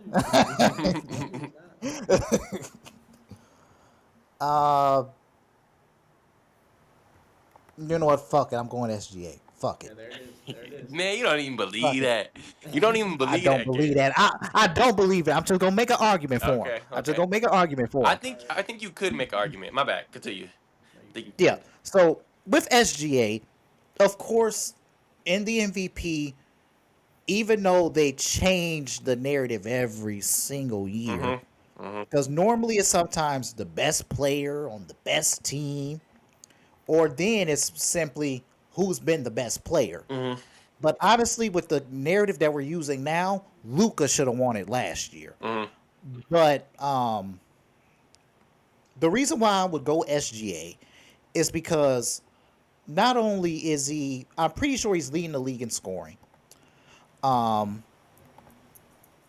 He is not an anchor, but he is still an integral part of the best defense in basketball. Mhm. And I think that's what takes the edge for me. Defense. You would say, Ben, that he's the most overrated, he's one of the more overrated defenders in the league, but Jokic is one of the worst defenders in the league. And that's a proven fact. Mhm. And with Oklahoma City, they're going to finish number one. I'm pretty sure Cleveland has the number one overall record in the NBA No, currently. no, Correct. it's the Thunder. It's the Thunder Oh by no, six. it's the Thunder now. Yeah, Okay, by okay. like Yeah, 3 games. yeah. Because you know Cleveland went on a losing Oh yeah, streak. yeah. Cleveland just went on that skid. Yeah. So I mean, that would help his case. Mhm. I'm pretty sure SGA is leading the NBA.com ladder, and you know that does a ton. I'm gonna go SGA. He's the top leading scorer. He's the best player on the best team. And I know y'all everybody complains about him going to the free throw line, but every volume scorer gets these numbers. I mean, I'm coming right back at you right here, CaBreon. All right, if we look in, Let me hear it. if we look in 2016-17, the year Russell Westbrook won MVP, the last year that someone who averaged a triple double won MVP, the Thunder were the Yeah. sixth seed at Uh-huh. 47-35, which is Uh-huh. going to be a much worse record than the Thunder are going to finish with. Mm-hmm. Probably, right? Because what are the Thunder sitting at right now? We can take a peek. They're number one. Thunder, or sorry, not Thunder. Nuggets. I'm sorry, Nuggets. Nuggets are 3. Nuggets already have 47 wins. All right, to finish They're at that. they're right behind the Rockets too. Like they're so close to 2. So I mean, best player, best But also team, you do have to historically. compare it. That's You true. also do have to compare it, and also the Thunder Thunder. have Also Russ. the Thunder have Also Russ was coming in with a storyline. Jokic is coming up the storyline too. 4 MVPs. That's a hell of a storyline. Oh fuck that storyline. Oh, and then also it's the same thing. The Warriors above and beyond, looking like the best team in the NBA, like just like the Thunder are. You're looking at multiple stars on the same team, just like the Thunder are. I mean, obviously it's not KD, Clay, Draymond, and Curry like it was in 2017, but you're still like looking at this is obviously the best team in the league, who had the best players in the league with Curry and Durant, right? And we're averaging some of the best numbers in the league.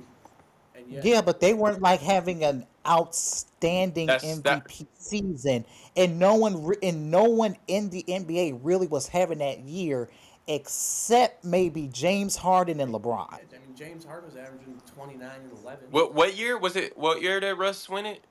for 2017. 2017, right? 2017. Or 16? 2016, 17. I mean, yeah, James Harden was Yep, averaging 16, 29 and 17, yeah. 11. So he won in 2017, yeah. I mean, I'd argue James Harden that year had a better year than Shai's having right now. James Harden he had 29, 11, and 8 on almost 50, 40, 90. I mean, he shot 85% from the line, but he was 53% from the floor and 54% from three. Or 43% from three. So like he's having a better year than Shai's having right now, and Russ is had a worse year than Jokic is having right now. Sure. So I don't think there's, and Houston that year was the 3 seed, 55 and 27, which I mean they're behind the Spurs and the Warriors. But, Yeah, but Oklahoma City's about to win 60. They're going to win 60. okay, 60 what? 60 games. 60 wins. They already is 60. They have 62. Yeah, they already are. They passed. They could Oh, so they could finish. finish at 70. I'm pretty They sure. could finish at 70. Oh well, if they win 70, he's definitely winning it. Yeah. Then The that's see that's the tough part because OKC is dominating the league right now. Like they're 62 wins and 12 losses, and then second place has 48 wins. I think that's just like the biggest argument like they you they they have. created a huge space Hmm. between them and everybody Hmm. else, and that's off the back of Shea. Yeah, yeah, Well, they're if, so if, dominant. if we just gonna give the MVP to whoever has the best record on Uh the huh. best team each year, then Giannis probably never gonna get another MVP. I LeBron I definitely. I mean, like you looking at. I mean, if you're only giving it to one, and you get two teams that you can win MVP from each year, that can't happen. that's why. But here's the That, problem: we don't have a clear narrative. We don't have a clear narrative about the MVP because uh they huh. switch it up Uh every huh. damn Uh The huh. year. narrative is give it to Jokic. All right, that's what the narrative is. I mean,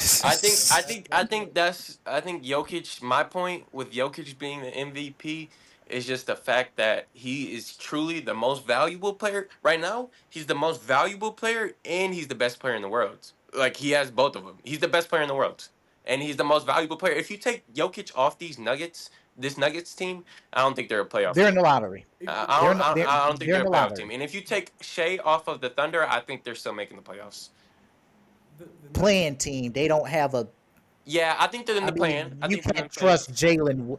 You can't really trust Jalen Williams to Yeah, lead you there. but But but but there's bro, the they could Thunder are step up. such a well built team where yeah, for sure. they're so.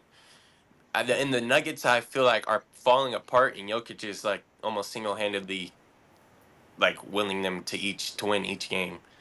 I I would say that, but Jokic is playing a huge part in them losing those yeah. games too.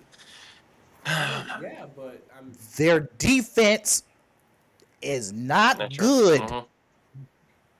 and that's because they get cooked on the pick and roll time and time again because Jokic is stuck in the restricted area just trying to swipe his hand. Mm-hmm. Remind me of Luka Doncic. They do. Yeah. They do. Also, That's why they average damn near 2 steals, but are still just terrible. also, dare I Yeah, say, like all they do is just swipe the ball hoping they get Mm-hmm. something. Mm-hmm. dare I say it? Are we really going to give the MVP to a foul baiting, non-ethical basketball playing, pump faking point guard?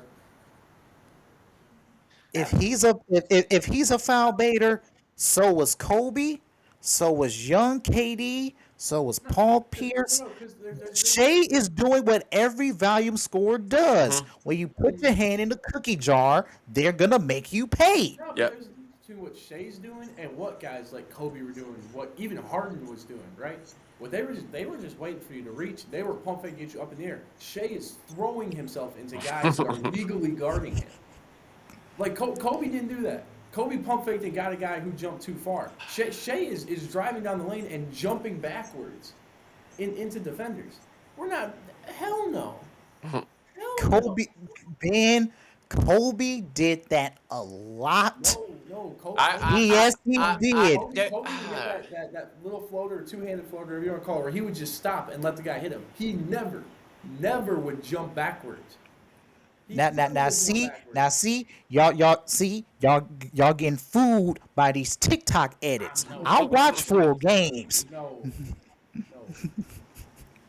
I don't know. It's just with that, cause I see it with my eyes, and it's just like Shea to an extent. It's just like Jesus Christ, my brother. Like, what are you doing out there on the floor? But also, and I saw a thing that like Shea compared to like every other MVP and every other like CaBreon said volume scorer, he's shooting like the same amount of free throws as everybody else. As everybody else is Yeah, scoring as much as him. plus he doesn't have a huge gap, really. Yeah. He doesn't even have a huge gap. But if we look, who are the last? We can go 6 years of MVPs. Center, power forward. Those guys are going to shoot more free throws because that's what their position is. Shea is a point guard doing this. That's true. different. But he's a point guard who leads and drives per game. I know, okay, but drives per game is not That's a equal good point. fouls per game. There was a time where Isaiah Thomas led the league in drives per game. He wasn't shooting 11 free throws a game. Like, Fair point. Ooh. there's Fair point. I mean, Good point, that's man. just because he's going to the paint doesn't mean that he's going to get fouled. But I mean, then again, with the way that he plays, Shea loves his step throughs, and step throughs are gonna get called, Who's get called? especially in this day and age. I hate it. I hate it. Unethical, as they call it. Hate it. Well, if Shea's unethical, Jalen Brunson and Jimmy Butler are the devil. Oh yeah. No, Jalen Brunson, bro. Jalen Brunson is so bad, bro. Oh my god. I can't watch him play, dude. It's the like guy will go straight. He'll pump fake. Guy will go like the most straight up you've ever seen, and he'll just like throw his shoulder into his dick, and then throw the ball up in the air and get a foul call. That's my problem with Jalen Brunson. But anyways, we're talking about Shai. But Butler is way worse. I don't know what he's done to earn an MJ whistle. I don't understand it. But look, here's the thing. I do believe Jokic is the MVP because You gotta switch up. my criteria has always been the same. Who has been the best player? It doesn't matter who the team is, unless if you're just out of playoff contention. Like, one of the requirements that I do have, your team must be top 5 in your respective conference. That's always how it's been to me. But it's always been who's been the best player. My MVP last year was Luka. My MVP, I believe, 2 years ago was Giannis.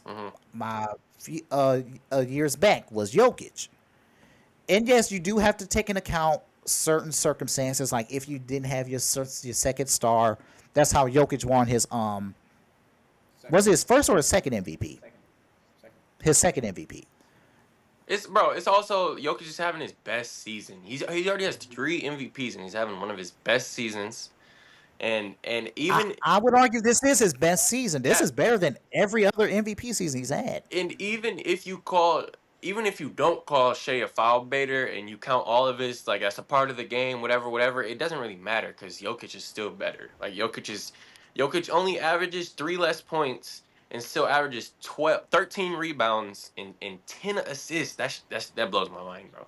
That's and insane. his efficiency is insane. Exactly. His efficiency is insane. It's crazy, and it's just like what he does on like his playmaking ability on top of his scoring and him being a center and being able to grab boards. It's just like he's just miles ahead of everybody in my opinion. And I feel like the only reason why Shai is in this conversation is because Jokic already has 3 MVPs. So like people just I think there is some voter fatigue with Jokic. Oh, definitely. I think it's getting there. Even though our top media personalities have already pretty much admitted they're voting for SGA. Mm. Well, and you also you gotta look at it, right? Like, and I know this is a stupid argument, but Shai's averaging 3 more points per game. Jokic is averaging 4 more assists per game. 4 assists is bare minimum 8 more points, if not 12 more points if they're all threes. So I mean, in terms of what they're contributing on the offensive end, if you just want to go by like base stats, points per game, rebounds, and assists, Jokic is the better offensive player. Even if you don't do all the advanced stats BS that I was doing earlier, like Jokic he produces more offensively. And if you do want to talk about free throws, if you take away like most points per game without free throws, SGA only has 0.8 more points. You know what I'm saying? Yeah. So it's like the scoring isn't even that big of a difference if you take away free throws. But that's kind of I wouldn't do that. But like then again, it just shows you like it's just crazy. It just shows you Jokic scores without. Yeah, I mean, but SGA's season, he would win the MVP in almost any other season, but Jokic has just been insane. It's just it's the same like with Jokic too. Like SGA's having a good season and voter fatigue. I feel like are the 2 biggest reasons why Jokic won't get it. But because I feel there's also been.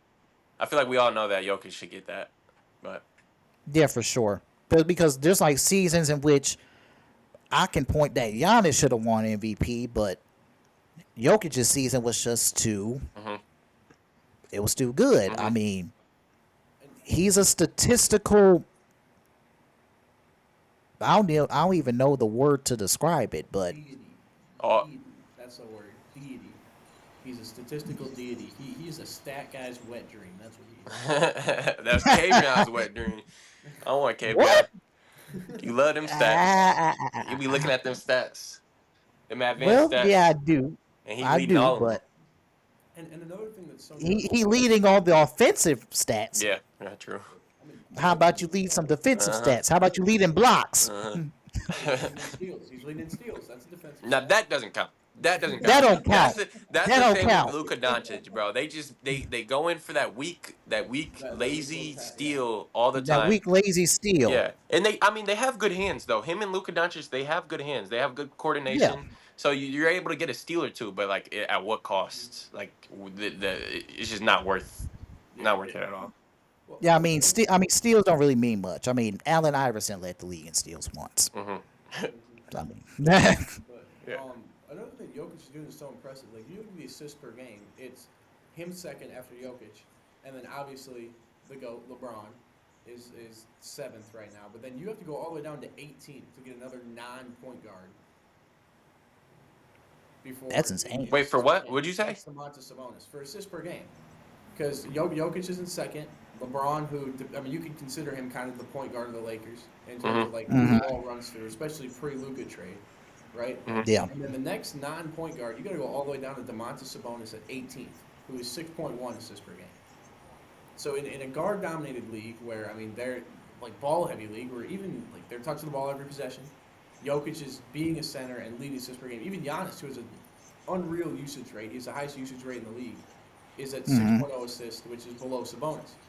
So like, it's just unreal what he's doing. It is. It doesn't make sense. Yeah. It doesn't. And I'd hate to waste a season like this where it's been so impressive and so, like, just like I said, unbelievable on Shai Gilgeous-Alexander. It'd just be a waste. It'd be an absolute waste. See, but I don't wanna like overlook or kind of what's the word? God Like damn, I can't discredit think. what Shai's doing. Yeah, Disrespect? yeah, like diminish what he's doing just because it's just Jokic is having a historic season. That's really what it Yeah. is, and but also I mean you can see it from both sides. Each point of view is kind of like obviously they're both having amazing, crazy seasons to where if one of them weren't having such a good season, then we wouldn't even be having this like type of debate. Like only reason Yeah. why we're having this debate with Shai is because Jokic not winning it is because Shai's having such a great season. He's leading the amazing, like one of the best regular seasons teams in a while. I mean, the fact that they're almost gonna get 70 wins or possibly 70 wins, that's insane. With averaging, I mean, they're probably not going to get it because the Thunder are probably going to bench their starters like the last 2 games of the year. Will they though? But they could get like 66. They could go that's 66 and 16. that's still insane though, because there's Will they bench their starters? Because they're a young team with a young coach and a fun culture. Will they just say fuck it and go for it? shoot they could bench their starters. like They'll to probably see win a it. couple games. With how their team's built and like the type of team and culture that they have, I could see them just saying fuck it and running. And do you know the most insane part about this Thunder team? What? There is a shot they can get Cooper Flag in the draft. Yeah, that's ridiculous. That's crazy. That is Nuts. No, don't worry. Cooper Flag going back to Duke. He's going back to back. Don't worry. He's going back. He's not going back to Duke, He's bro. going back to back. Bro, who was I was just having an argument, bro. He's not going back to Duke. Bro, I feel like that would be the stupidest thing ever. When you're projected the number 1 pick overall, why would you ever I mean, in fairness though, next year he would still be projected number 1. Yeah, but like why would you even risk like an injury or any type of thing to play another? Because it doesn't matter, right? Because he's gonna get paid as much or more. That's the one thing that I've thought about the NIL is that he genuinely might get paid more with the NIL money that he could make. Yeah, and Yeah, especially with the rookie deal. Uh-huh. I can see them all just run it back. I feel like Khan would be a huge risk to run it back because his draft stock is so much higher than it could be at the end of next year right now. Oh yeah, for sure. because like it could be a Grady Dick type situation where he went off and then he gets in the league and he can't figure it out. I know it's a white guy to white guy comparison, but that's what. But I just I don't know. I feel like it'd be really fun to watch like a class like this run it back and just It would be fun, but I don't fuck think it's over the that. college world. Because that would fuck over the college world because now like the norm's always been, hey, Mhm. you're that guy, you go to the NBA. Now Mhm. that changes. Could be awesome. Could be awesome. Yeah, for sure. But like, I could see Cooper Flag running it back with Duke because based off what I see from Cooper Flag, he genuinely loves that program. Yep. Yeah. He genuinely loves that Mhm. program. Yeah. That's It'd true. just be cool to see because like imagine like Melo ran it back with Syracuse after that, or like D Rose ran it back with Memphis. Like imagine Oh how yeah, like, awesome that would be just to see. Like I know like at the time that wasn't a possibility, but it would have been awesome to see. It would have been. Yeah, that's true. yeah, So Off who said topic. something in the chat? What the hell? yeah. So we're all in agreement that Jokic is the MVP. Yeah. I'm just giving an argument It. that mostly the media members are going to use when they vote SGA. Mhm. And unfortunately, I do believe SGA is going to win the Mhm. MVP. I think it's going to him. But like, That's crazy. I don't know. it is insane. But since we're on the NBA topic, let's talk a little bit more about the NBA. And actually, let's go deeper to our previous conversation yesterday about this team. Oh no, I don't want to talk about the Bucks, bro. They just, I don't even want to. It just makes me sad and angry, and man, it, where do we go wrong, man? Jimmy That's the problem. Haslam. We didn't go That's anywhere where we wrong. went We did wrong. everything right. We did everything right. We got Dame in the offseason. We spent. We did everything a fan could want, and then doesn't matter. Yeah, I Doesn't mean, matter. it just didn't Yeah. work out, Mm-hmm. and we're not healthy. They haven't been healthy yet together, bro. Yeah, we aren't healthy. Like we could go ahead and have a second straight year in which Giannis and Dame does not play in a playoff game. Together. Together. Yep. And then the last 4 years we never got except the 2021 title, we didn't get a playoff run in which Giannis, Drew, and Chris was all healthy. Mm-hmm. Yeah. Well, and like the Mhm. worst part is now, like last year, we had K Mid pick up the slack. Now we got Kyle Kuzma, Kyle Kuzma. which is the worst thing anyone could ever ask for. I like Kyle Kuzma as a third option, but as a second option, I hate Second it. option, hell no. I mean, the second option. Kuzma as a third option still gives me headaches. True. Because really, when he was a third option, he just wasn't the third option either. Because I mean, when Giannis and Dame were off the floor, it became MPJ's as the first option. Because he's just out there putting up buckets. So like, I do like he was that able though. to, like, push back to like. I mean, he's probably our third best player when you think about it. But he wasn't our third option on the offensive end of the floor. Yeah. And also, along with that, I trust Gary Trent Jr. on the offensive end more than Kuzma. Yeah. Kuzma is just so he's so inconsistent, and he's bro. Like some of the shit I see Kuzma do genuinely pisses me off, bro. Like what are you doing? He still believes he's in a Washington Wizards uniform. Just doing whatever he. Yeah, bro. Like what are you doing, bro? Like it's just. Bro. I'm starting to believe souls were sold in that 2021 title run. Hey, I'm glad we sold him though. I will forever remember and cherish that because I don't think we're getting that in a. I don't think we're getting that anytime soon. Oh man. And I don't think I'm gonna taste that feeling at all with any of my favorite basketball programs, because it ain't happening in Marquette under Shaka. Greg Gard ain't gonna get it done. Also a bum. And then our alma mater. Are you talking about? Oh, are you talking about Pius? No, it's cooked. It's good. I love my guys over there, but It's good. I mean, I don't really know about what's going on too much over there. I was just talking to Gabe though. Gabe Vincent. Yeah, Gabe Vincent. GB14. He going through it because he a Kyrie lover. Is he? Yeah. That's tough. Shout out Kyrie, He man. going through it. Damn, that's Shout tough. out Kyrie. You don't do it because they're ass. I mean, They pretty played much. 5 games this year. Well, we won. I think we won 7 games this year. I'm highly shocked we won a playoff game. I mean, that's because who'd y'all play? Or who'd we play? I'm sorry. They won a playoff. Uh, what was it? Union Union Grove? I don't. Grove. I mean, Union Grove, I believe. no, I mean, hopefully, I don't know. Hopefully they'll be good. Hopefully they got some guys that'll develop, but I don't really know. So They got Gabe. You never know. Yeah, we got Jason. Honorable mention for Woodland Conference.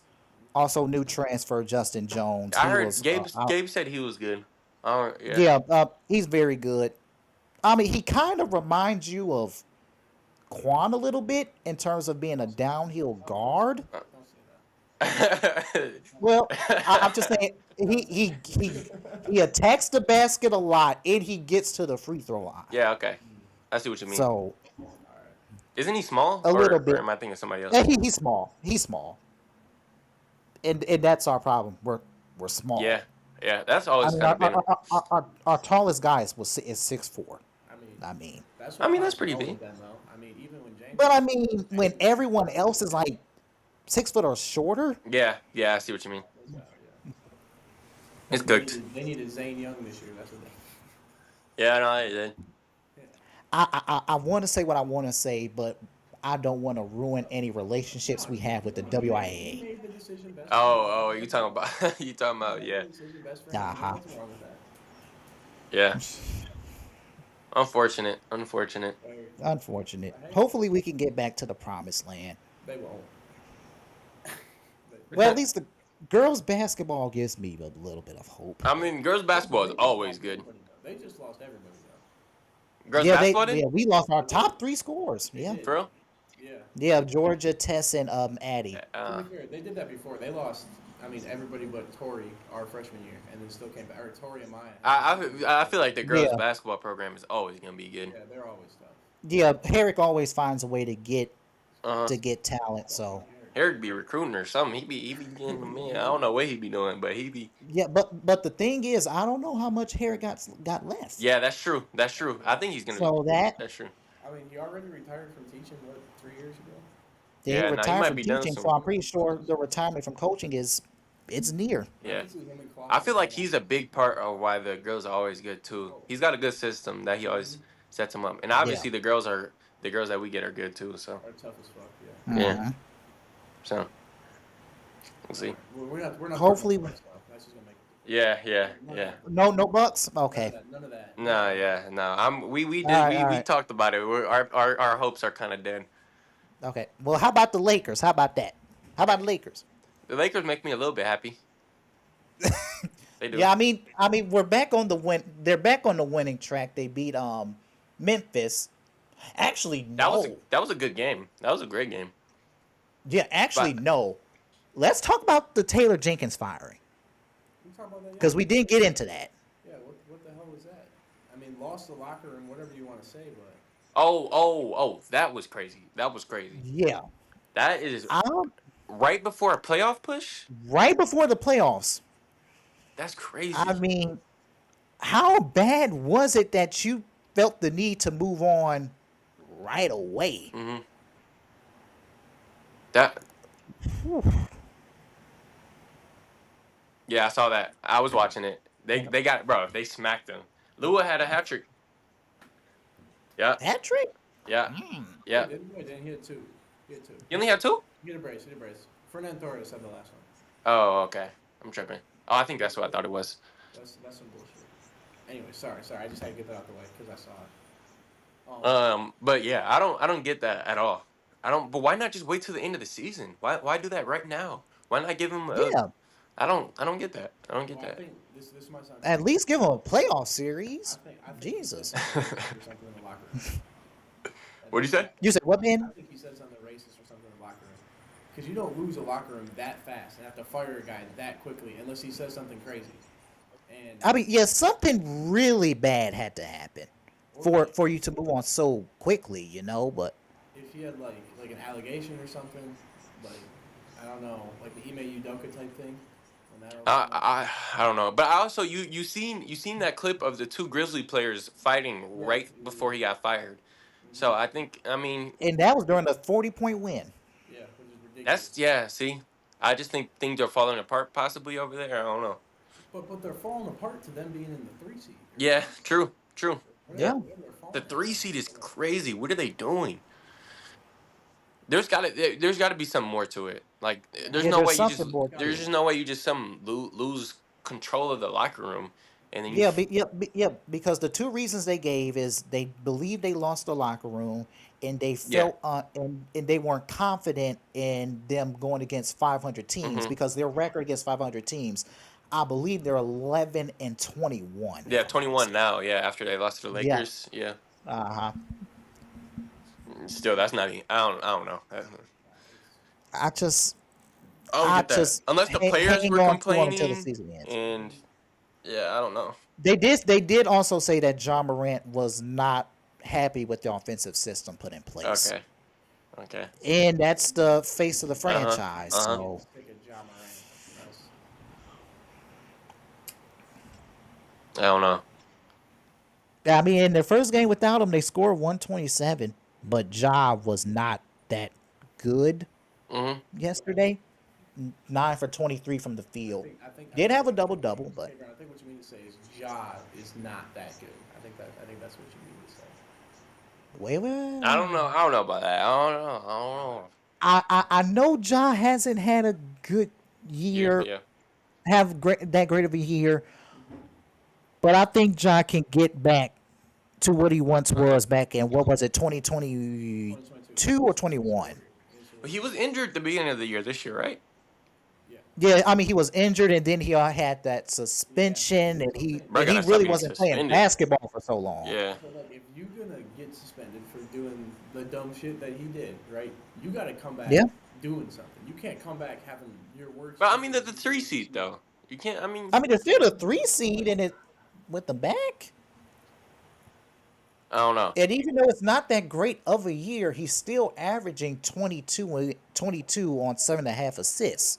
Oh, that's So it's good enough, but we just know he can do more. And plus his minutes, he only averages 30 minutes a night.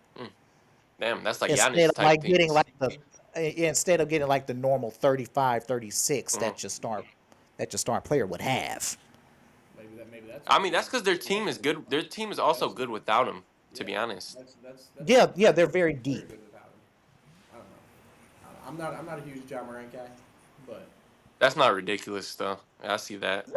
Not too ridiculous. Like Ja, like I'm a huge lover of Ja, and he was putting me through the ringer with all the crap he was doing. what all has he done? He punched that kid over the basketball game. The good thing on IG Live, I feel like they gassed that way too much though. They did. I Yes, think it was gassed up too much. Well, he just like piled one thing after another after He was another. piling another thing. Yeah, it's just But and then it's worse when Shannon Sharp is completely destroying you. Oh yeah. So Sharp got on his yeah.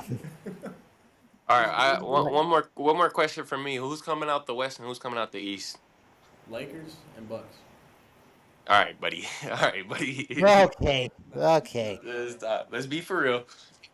Um, We kind of all know the Celtics are coming out the East. I feel like. Yeah, I think the Celtics are coming out the East. I just think Cleveland, as deep as they are, I just don't think the firepower is enough. Yeah, I agree. I don't think they can get it done against the Celtics either. No. I think that's gonna be. I think they could give it to 7. I think they could give it to I agree. 7. I agree. 6 or 7, but I don't think they're getting it done against the Celtics. I feel like the Celtics, man, the Celtics are also another top to bottom team where they have height, they have size, they have defense, they have everybody can shoot, and then you also have the superstar power of Jason Tatum and I guess Jaylen Brown on some nights, even though I hate Jaylen Brown. Like Jaylen Brown is I hate Jaylen Brown, but they're too good. It annoys me, but that's why I hope it's the Lakers versus Celtics and then the Lakers win. That would be classic too. Lakers versus Celtics. That would. Yeah, finally getting that rivalry back. That would be nice. Even though someone brought it up that Lakers versus Cleveland, LeBron going against his former team in the finals. I mean, they said that could be a good storyline. That My would be dream, fire. Yeah. of course, our dream would be Lakers versus Bucks, Of but course. the Bucks ain't gonna get that done. Yeah. But I think coming out the East, definitely Boston. What about the Knicks? Nah. Who? No, I know. I don't believe in the Knicks. Hear me out. Hear me out. Knicks? Hell no. No. Hell no. Hear me out. Give me. The Knicks are like the Bucks. All right. I know in my the Knicks. opinion. They're 0-10 against the top teams in the East, right? I know they've struggled this year, but they have the most prepared playoff lineup because like the Celtics have played 11 people this year in consistent minutes. That's true. Like, they play so many people. And then the same with the Cavs, where they're playing 10 guys a night for like a 15 plus minutes. Like their bench guys aren't just coming off and getting a little bit; they're coming off getting a lot. The Knicks have been playing their whole year with their playoff lineup. Their playoff lineup is ready. It's ready to go, and they're used to it. But how ready are they? I don't. Yeah. Because they playing 40 minutes a night. Yeah. No. Exactly. Though. Exactly. I think they match up better than any team has in recent memory with teams like the Celtics or Cavs. Because like last year we were matching up Brook Lopez and Bobby Portis with guys that they should not have been matched up with. I think defensively they can stay with the Celtics guards and the Cavs guards. I think they have a better chance than people want to give them. And I know it's the Knicks are the Knicks, and it's Tom Thibodeau's Tom Thibodeau. That's not going to work in the playoffs. But I think this is a year where the Knicks could. I don't think they're bad. I think there's no in my head. There's like no scenario where I see the Knicks beating the Celtics. Maybe I could barely see the Knicks winning a game against the Celtics. Yeah. I think the Celtics would sweep the Knicks. Yeah. No, I just don't. Yeah. So well against the Celtics, in size, in strength, in like comparability. You would think, but they don't got one win over them this year. I know. Hey, let's not get ahead of ourselves. You never know. I don't know.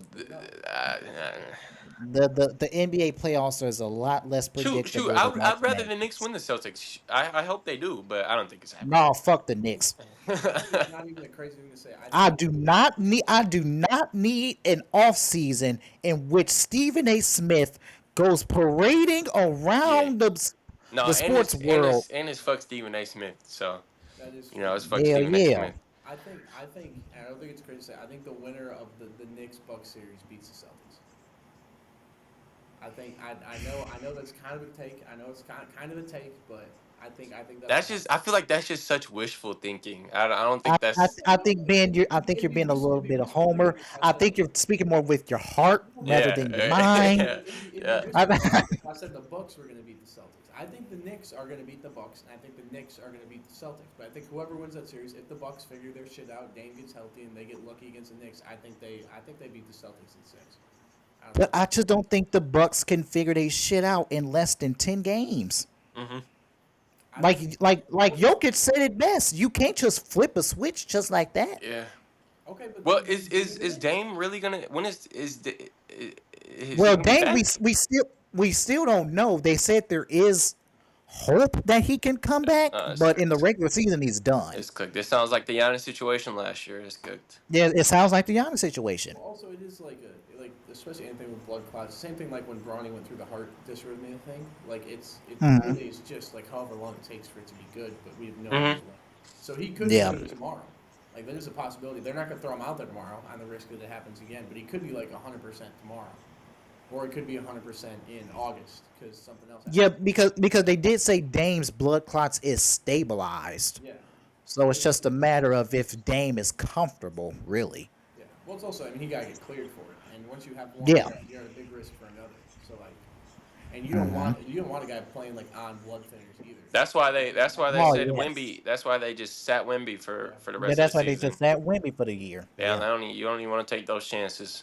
Which, that was damn near a good decision because San Antonio... It was. I mean, you got to think about that for a franchise player and future face of the league. Oh, yeah. Wemby, he's the... In terms of future value, he's the most valuable player in all of basketball. Yeah, you got to do that. You got to protect him. But for the West, going back to this, for the West, I feel like the West is up. I don't know. I feel like I think the West is really the Lake. Realistically, I can only see the Lakers, the Thunder, and I guess possibly the Nuggets if Jamal Murray shows up. I can't. I'm not on the Nuggets Yeah, bandwagon. I don't think so either. I don't think so I either. just defensively they're too much of a Yeah, liability, but and the only two teams I see is the Lakers and the Thunder. Okay. that's But the fair. Okay. That's problem yeah. is the Lakers need to avoid the Thunder in the second round. They need that third or second seed. Mm. Okay. Again, devil's advocate. What about? I mean, the Clippers have looked great The recently. Clippers have looked great, but They have looked good. And they have Norman Powell still. I mean, he's a dog. He's like they have a bench for it. They have the stars for it. If they show up and play like they're supposed to, I mean, James Harden at the end of the game is unstoppable. If he's playing they like James Harden, you saw it against the Bucks when he just Yeah, but there's two questions though. There's Kawhi. two questions. okay. If if Kawhi Hmm. if Kawhi's healthy, yes. Hmm. But also again, question two, you do have James Harden in the postseason. Okay. That's a good You point. never fucking know. Yeah, that's but, true. I mean, I feel like that's because he used to shoot a lot of deep threes, a lot of stupid threes. This year, he's been getting downhill a lot more than. But I throughout mean, the James. postseason James Harden has been. So I feel like seeing him attack. I don't know. Like I said, you never know with guys like that because those are two guys that they flip that switch. They're unbeatable.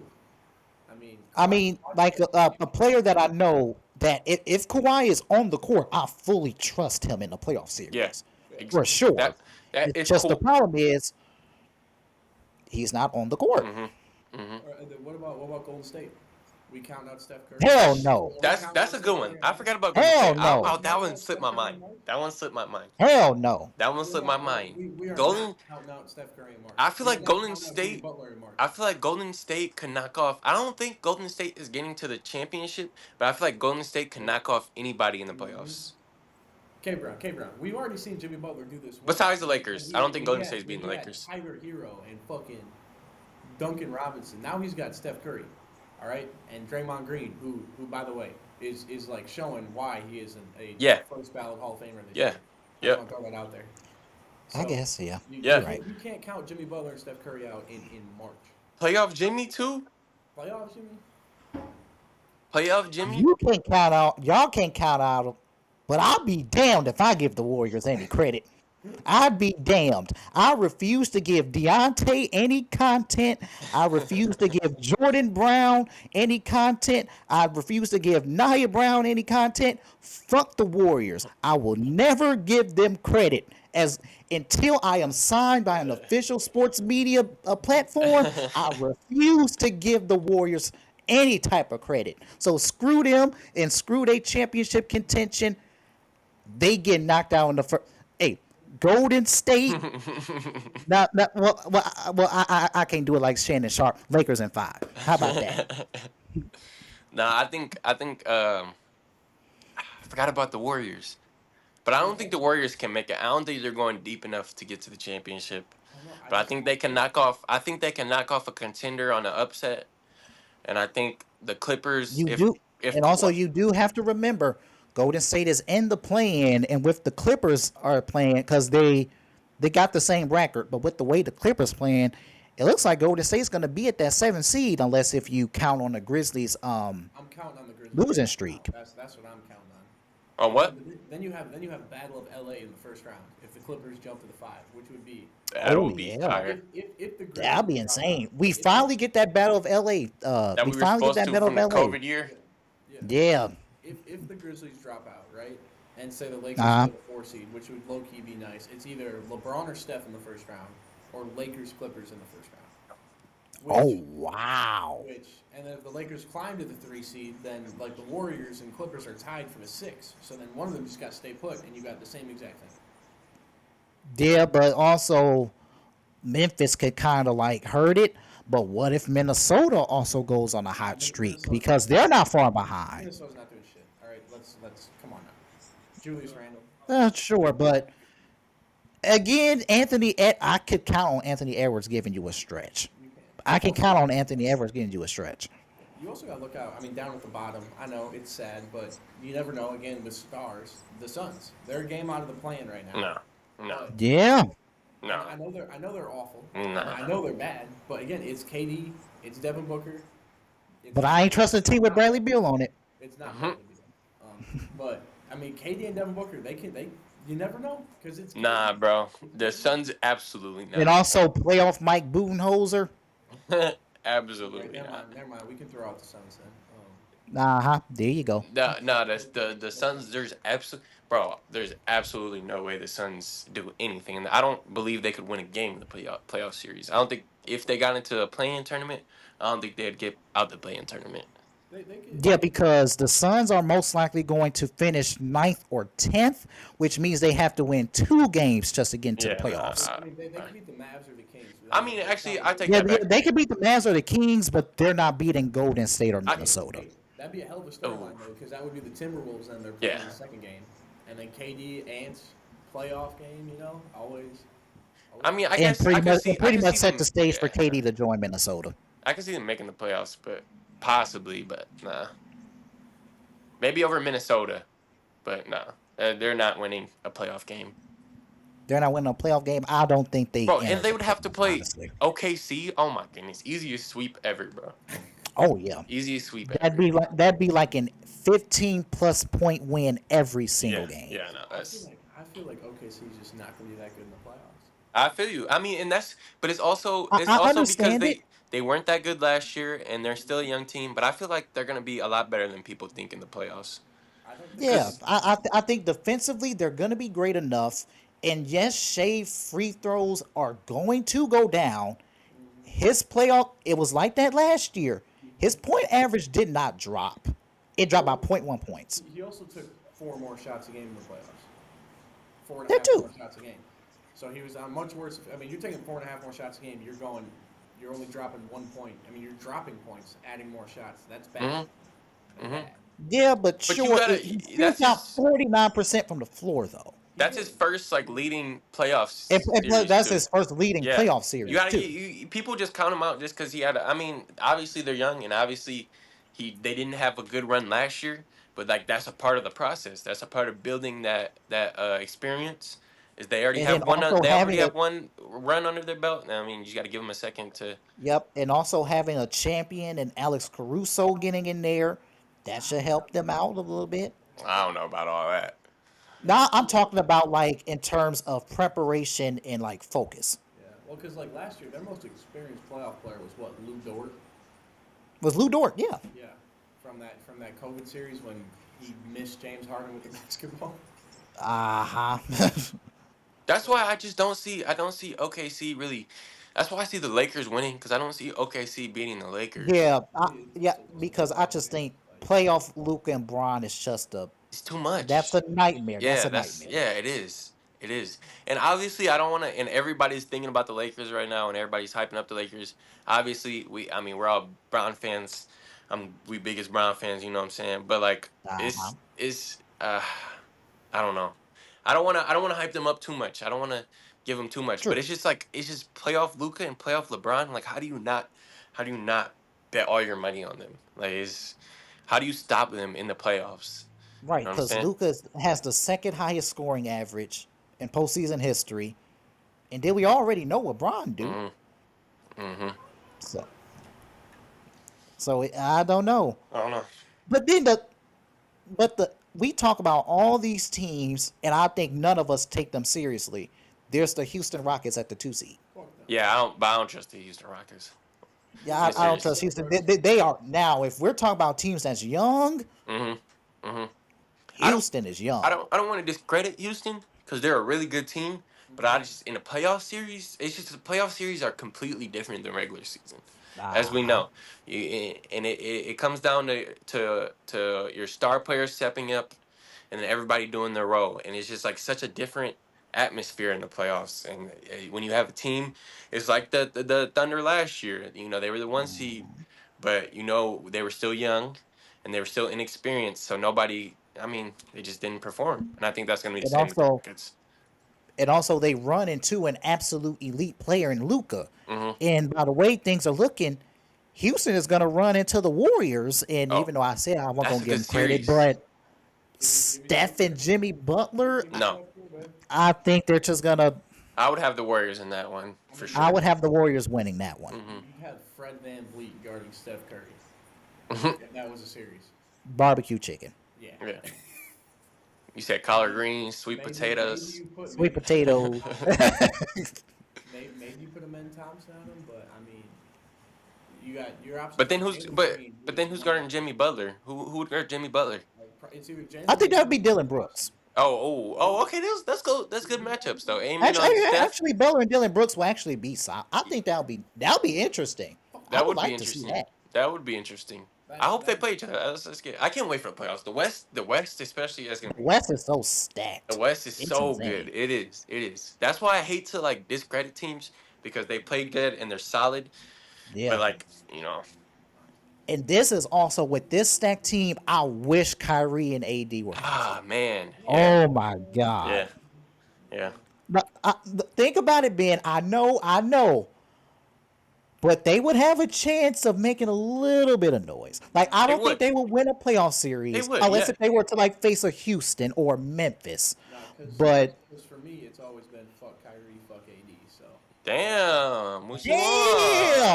Did you forget that Kyrie is on the list to not hate on? I saw the list. You've heard my opinions on those lists. I mean, it's always been fuck Kyrie. I mean, it was fuck Kyrie at Duke. A little less fuck Kyrie in Cleveland because, I mean, LeBron. But then it was fuck Kyrie in Boston. It was fuck Kyrie in Brooklyn. And it's fuck Kyrie in Dallas. It was kind of. It was kind of fuck Kyrie in Boston and Brooklyn because in Boston because of the whole LeBron situation, and then in Brooklyn since Milwaukee was Brooklyn and Milwaukee was rivals, but still, and again, I love Kyrie. Yeah, no, I agree. I loved Kyrie in Cleveland. I didn't like. I mean, I didn't really like him in Boston. I didn't really like him in Brooklyn, but Dallas made me love Kyrie again. His attitude, his demeanor, and he just played very well. I love Kyrie again, but you hate to see him go out. And why you hate AD? What AD do? Yeah, how you hate AD? Calipari, Kentucky. Calipari. This man be holding grudges. I mean, understandable. Like I hated him in Kentucky. Don't get me wrong, but then when he paired with Bron. It's fuck all of them. That's why it's fuck Shai. Oh, I mean that is why Ben hates SGA because of Calipari. He hates Rob Dillingham because of Calipari. Dang. What about Tyler Hero?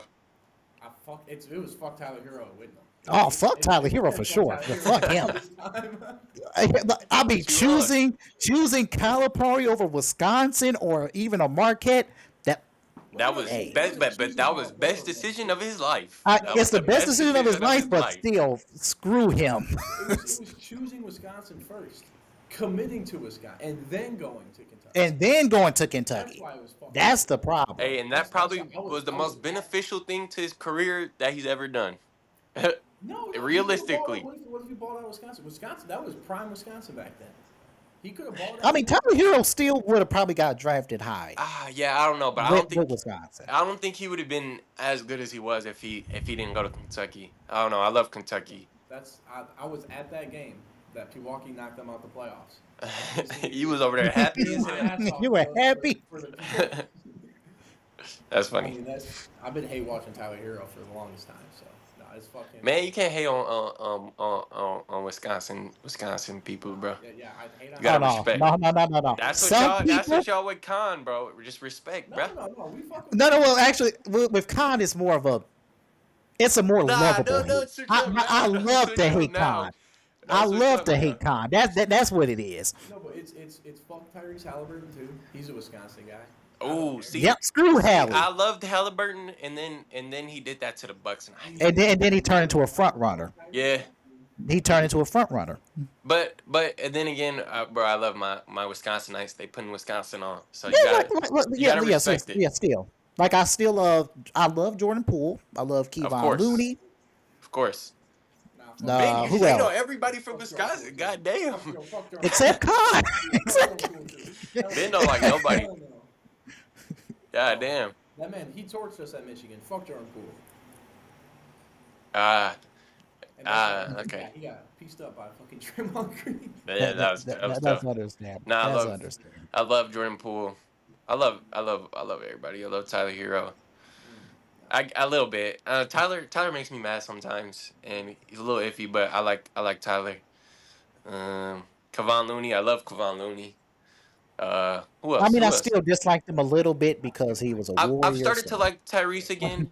I just hated Tyrese because he was talking all the shit to the Bucks, and I was like, all right, bro, you're like you're just not good because the Bucks were injured, and he thought he was cold. But I still love Tyrese a Tyrese little is a hate bit. loss for life. Tyrese is a hate loss for life. Oh my god, I used to love Tyrese, and I then never as liked soon as that happened, I hated him. But then it's just like, yeah, like I loved like Tyrese was one of my favorite players until the whole Buck situation happened, and I don't even know how it started. Like how, like all of a sudden, how? Why are you so it was in the happy? it was in the regular season. When they took that ball from Giannis, that was him. That's where it started. Oh yeah, that He was him. dropped, Yeah. he dropped 50 on their fucking. Uh Oh, huh. Yep. oh And they've been yeah, salty ever since. Yep. yeah. That was I don't know. It's just I feel like I've never seen this many people from Wisconsin doing so well. Yeah. Maybe it's just because I wasn't tapped in when I was younger, but like I feel like we're No. I think this is like the highest booming period for Wisconsin high school basketball It's for sure. fuck Tyler Kolek too. Throw him on there. why? It's, What? Tyler Kolek? It's fuck Sam Hauser. It's fuck Joey. Is that Hauser. because Hey, you're a Wisconsin person? Wisconsin guy, Okay. Pollock Marquette. Okay. We can't. Okay. That's why. Because I love Tyler Kolek too. Tyler Kolek's so Right, that's cold, my bro. guy. Tyler I Kolek's so love Cole. cold, bro. He's a bum. He's actually him. He's gonna be once they start giving it, bro. That's Tibbs, bro. Oh my god, and then Tibbs, No, dude. he's not Oh Pete my Davidson. god. He's not Yeah, I Pete know, and he Davidson. should be, bro. He's oh my god. He pisses me off, bro. He doesn't know how Yeah, to. yeah, He'll Tibbs play breaks Jalen the Brunson floor. for 50 minutes a game. God, bro. Like give Kolek some minutes. Like he Bro, can make he's some. so NBA ready. And you saw, I forgot who said it. I don't know if it was Cat. I think it was Cat who Yeah, said Yeah, that Tyler Kolek was nice, bro. It's and plus against Milwaukee the other day he had 5 assists against us. mm-hmm. He's a playmaker, man. He is a playmaker. He's He's a nice. playmaker. He's nice. What's his name? Is Tanji gonna be nice? He's getting drafted this year, right? he's not getting drafted. If he gets That's drafted, Tanji gives me Johnny Davis vibes. Well, no, he's 25. Okay. Yeah. Where's Johnny Davis at? That's a good point. Where's Johnny Davis at? Wizards. Ugh, it is You rough say for he my with the boy. Shanghai Sharks? No, he ain't there, but He's in the oof. Wizards G League and sometimes on their main team. But he's bad. Yeah, let me look at that right now. He's playing for the Westchester Knicks in the NBA G League. Oh, he's playing with Tyler Kolek. So I think he's playing with Kolek. Yeah. Yeah. Oh shit. I mean, What's his stats looking like, that's nothing. CaBreon? I don't know where I can pull up G League stats, They don't but, even put. Oh damn. Here, I got but in the 34 games he's played in the NBA, 2.4 points a rebound a game and 0.3 assists. How many minutes? 7.1. Oh. For 41% from the field. Here we go. Johnny Davis in the G League. We're looking at. Oh, there we go.